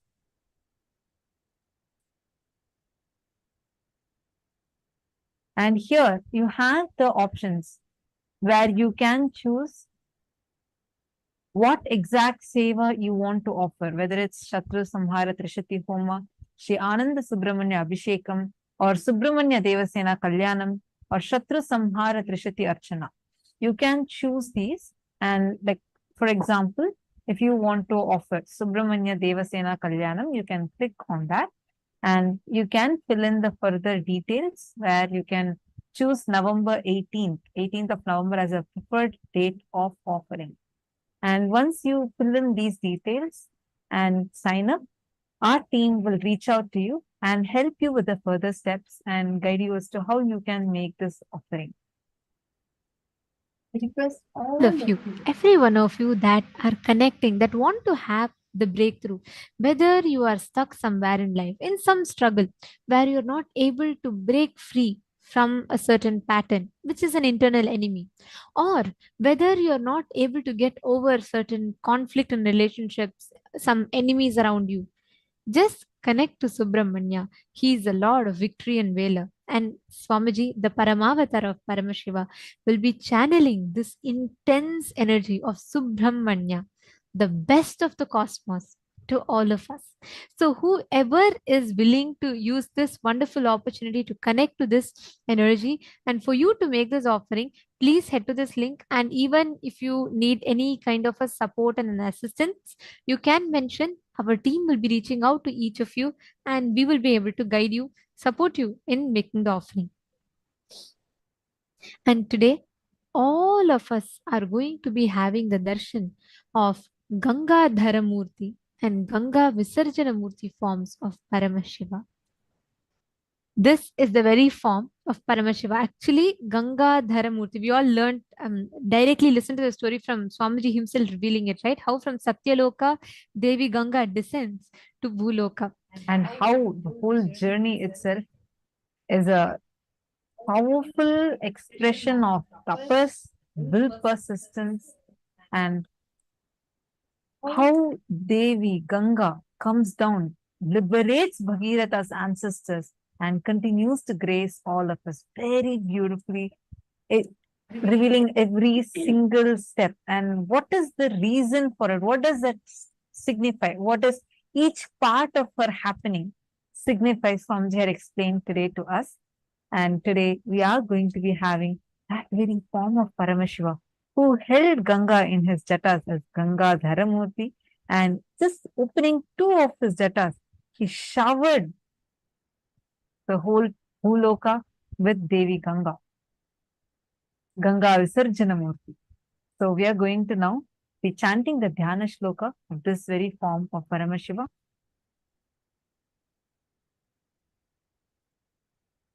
Please sit straight. And as we chant the Dhyana Shloka, we request all of you to intensely connect to Swamiji. This is one of the best ways to prepare to receive the energy of this particular Murti, this particular manifestation of Paramashiva.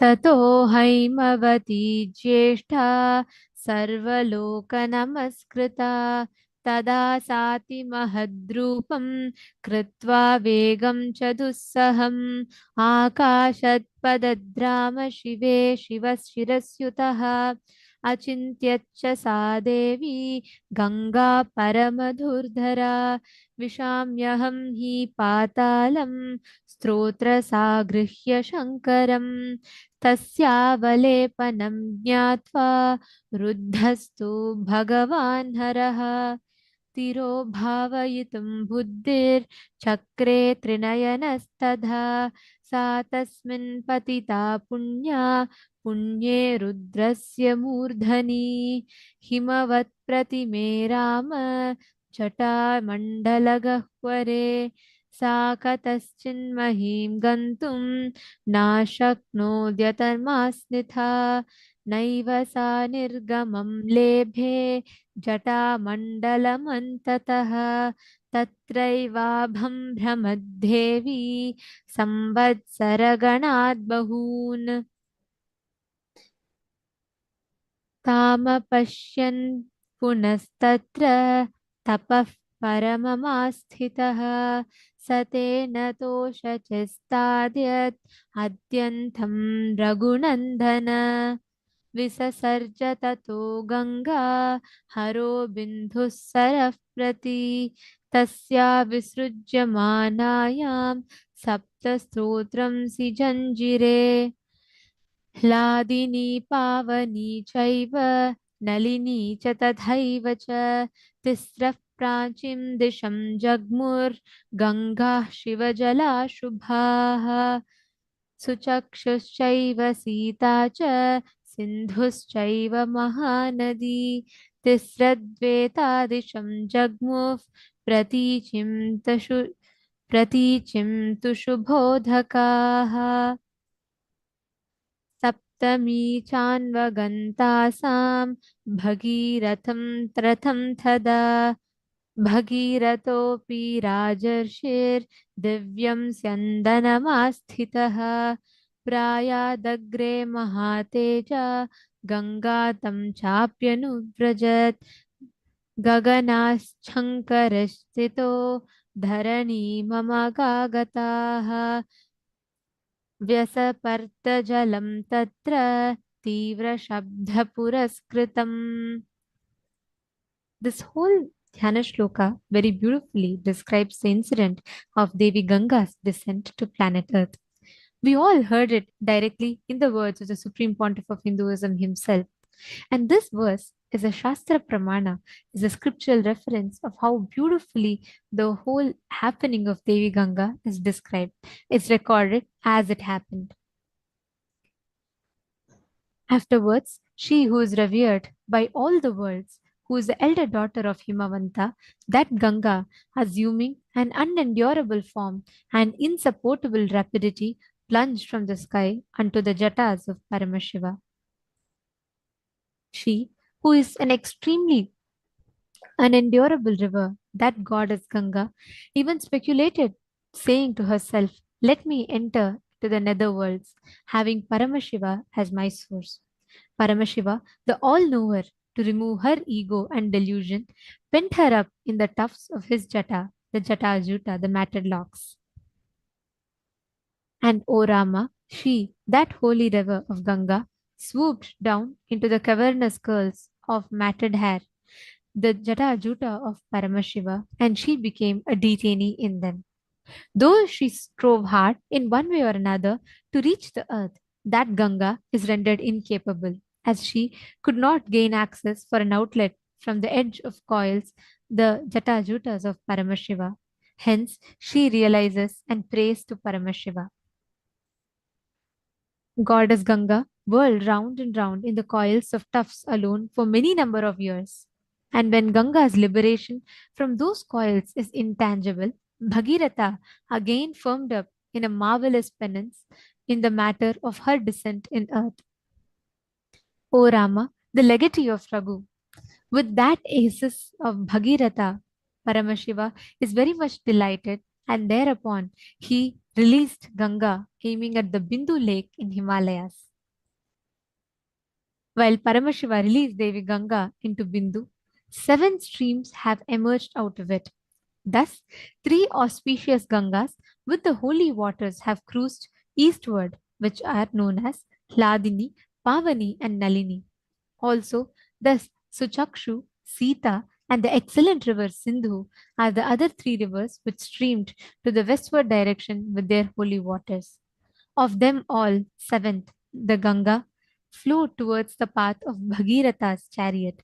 The great, resplendent, and kingly sage Bhagiratha, sitting in a divine chariot, moved ahead, and even Ganga followed him. Thus Ganga came from heavens unto Shankara's head, and from there unto the earth, and from there on earth, her waters advanced with a tumultuous sound. This happening of Ganga, the most compassionate happening directly to planet Earth, Mother Ganga. Like Swamiji said, Ganga's pravaha is that of enlightenment. She is Jnana Ganga. She is Devi Ganga who gives Jivan Mukti to people. And today, all of us are going to be having the darshan of the very source through whom today humanity is benefiting with Devi Ganga. Paramashiva himself as Ganga Dharamurti and Ganga.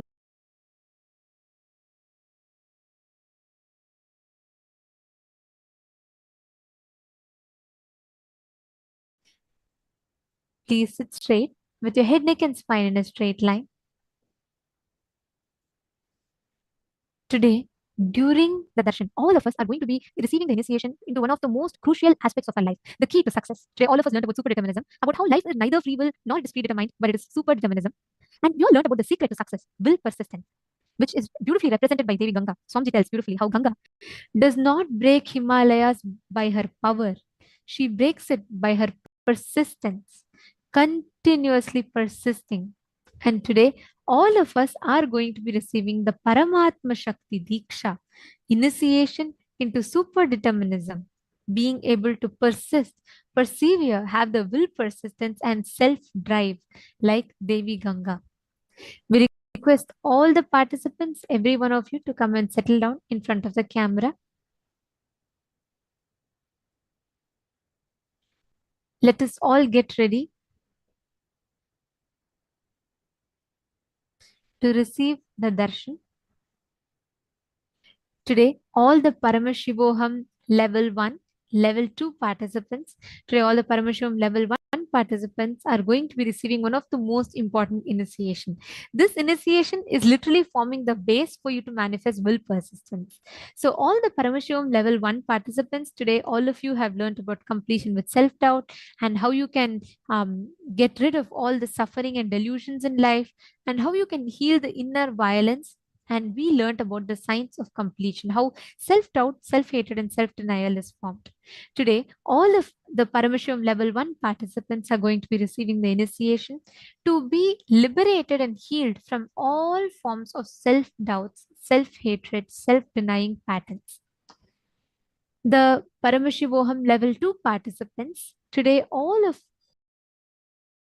you, the Paramashivoham Level 2 participants, have learned about intensity, how you can manifest the intensity and continuity in life. We learned about Shakti, the life energy. Shakti Pada, how you can entangle, experience that life energy from the avatar. And we learned about responsibility, how responsibility is what makes us manifest Paramashivatva. So today, all the Paramashivoham Level 2 participants are going to be receiving the initiation to be able to manifest Shakti, where, as we all learned, about intensity and continuity, and manifesting Paramadvaita through that. To all the Paramashivoham Level 3 participants, today we all learned about how we can manifest will persistence, how we can experience that space of self-drive and will persistence like Devi Ganga. Today, all of us are going to be receiving the Paramatma Shakti Diksha, where we're going to be receiving experientially the initiation into will persistence. So let us all get ready. I request all the participants to please gather and settle down.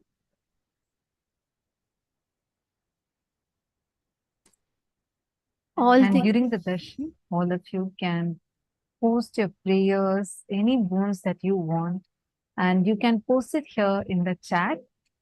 It's available, like Swamiji himself is going to be reading your prayers and giving you blessings. You'll receive the transcribed responses from Swamiji sent to all of you in your Zoom chats as well as the social media platforms, including Facebook, YouTube, Twitter, and Instagram.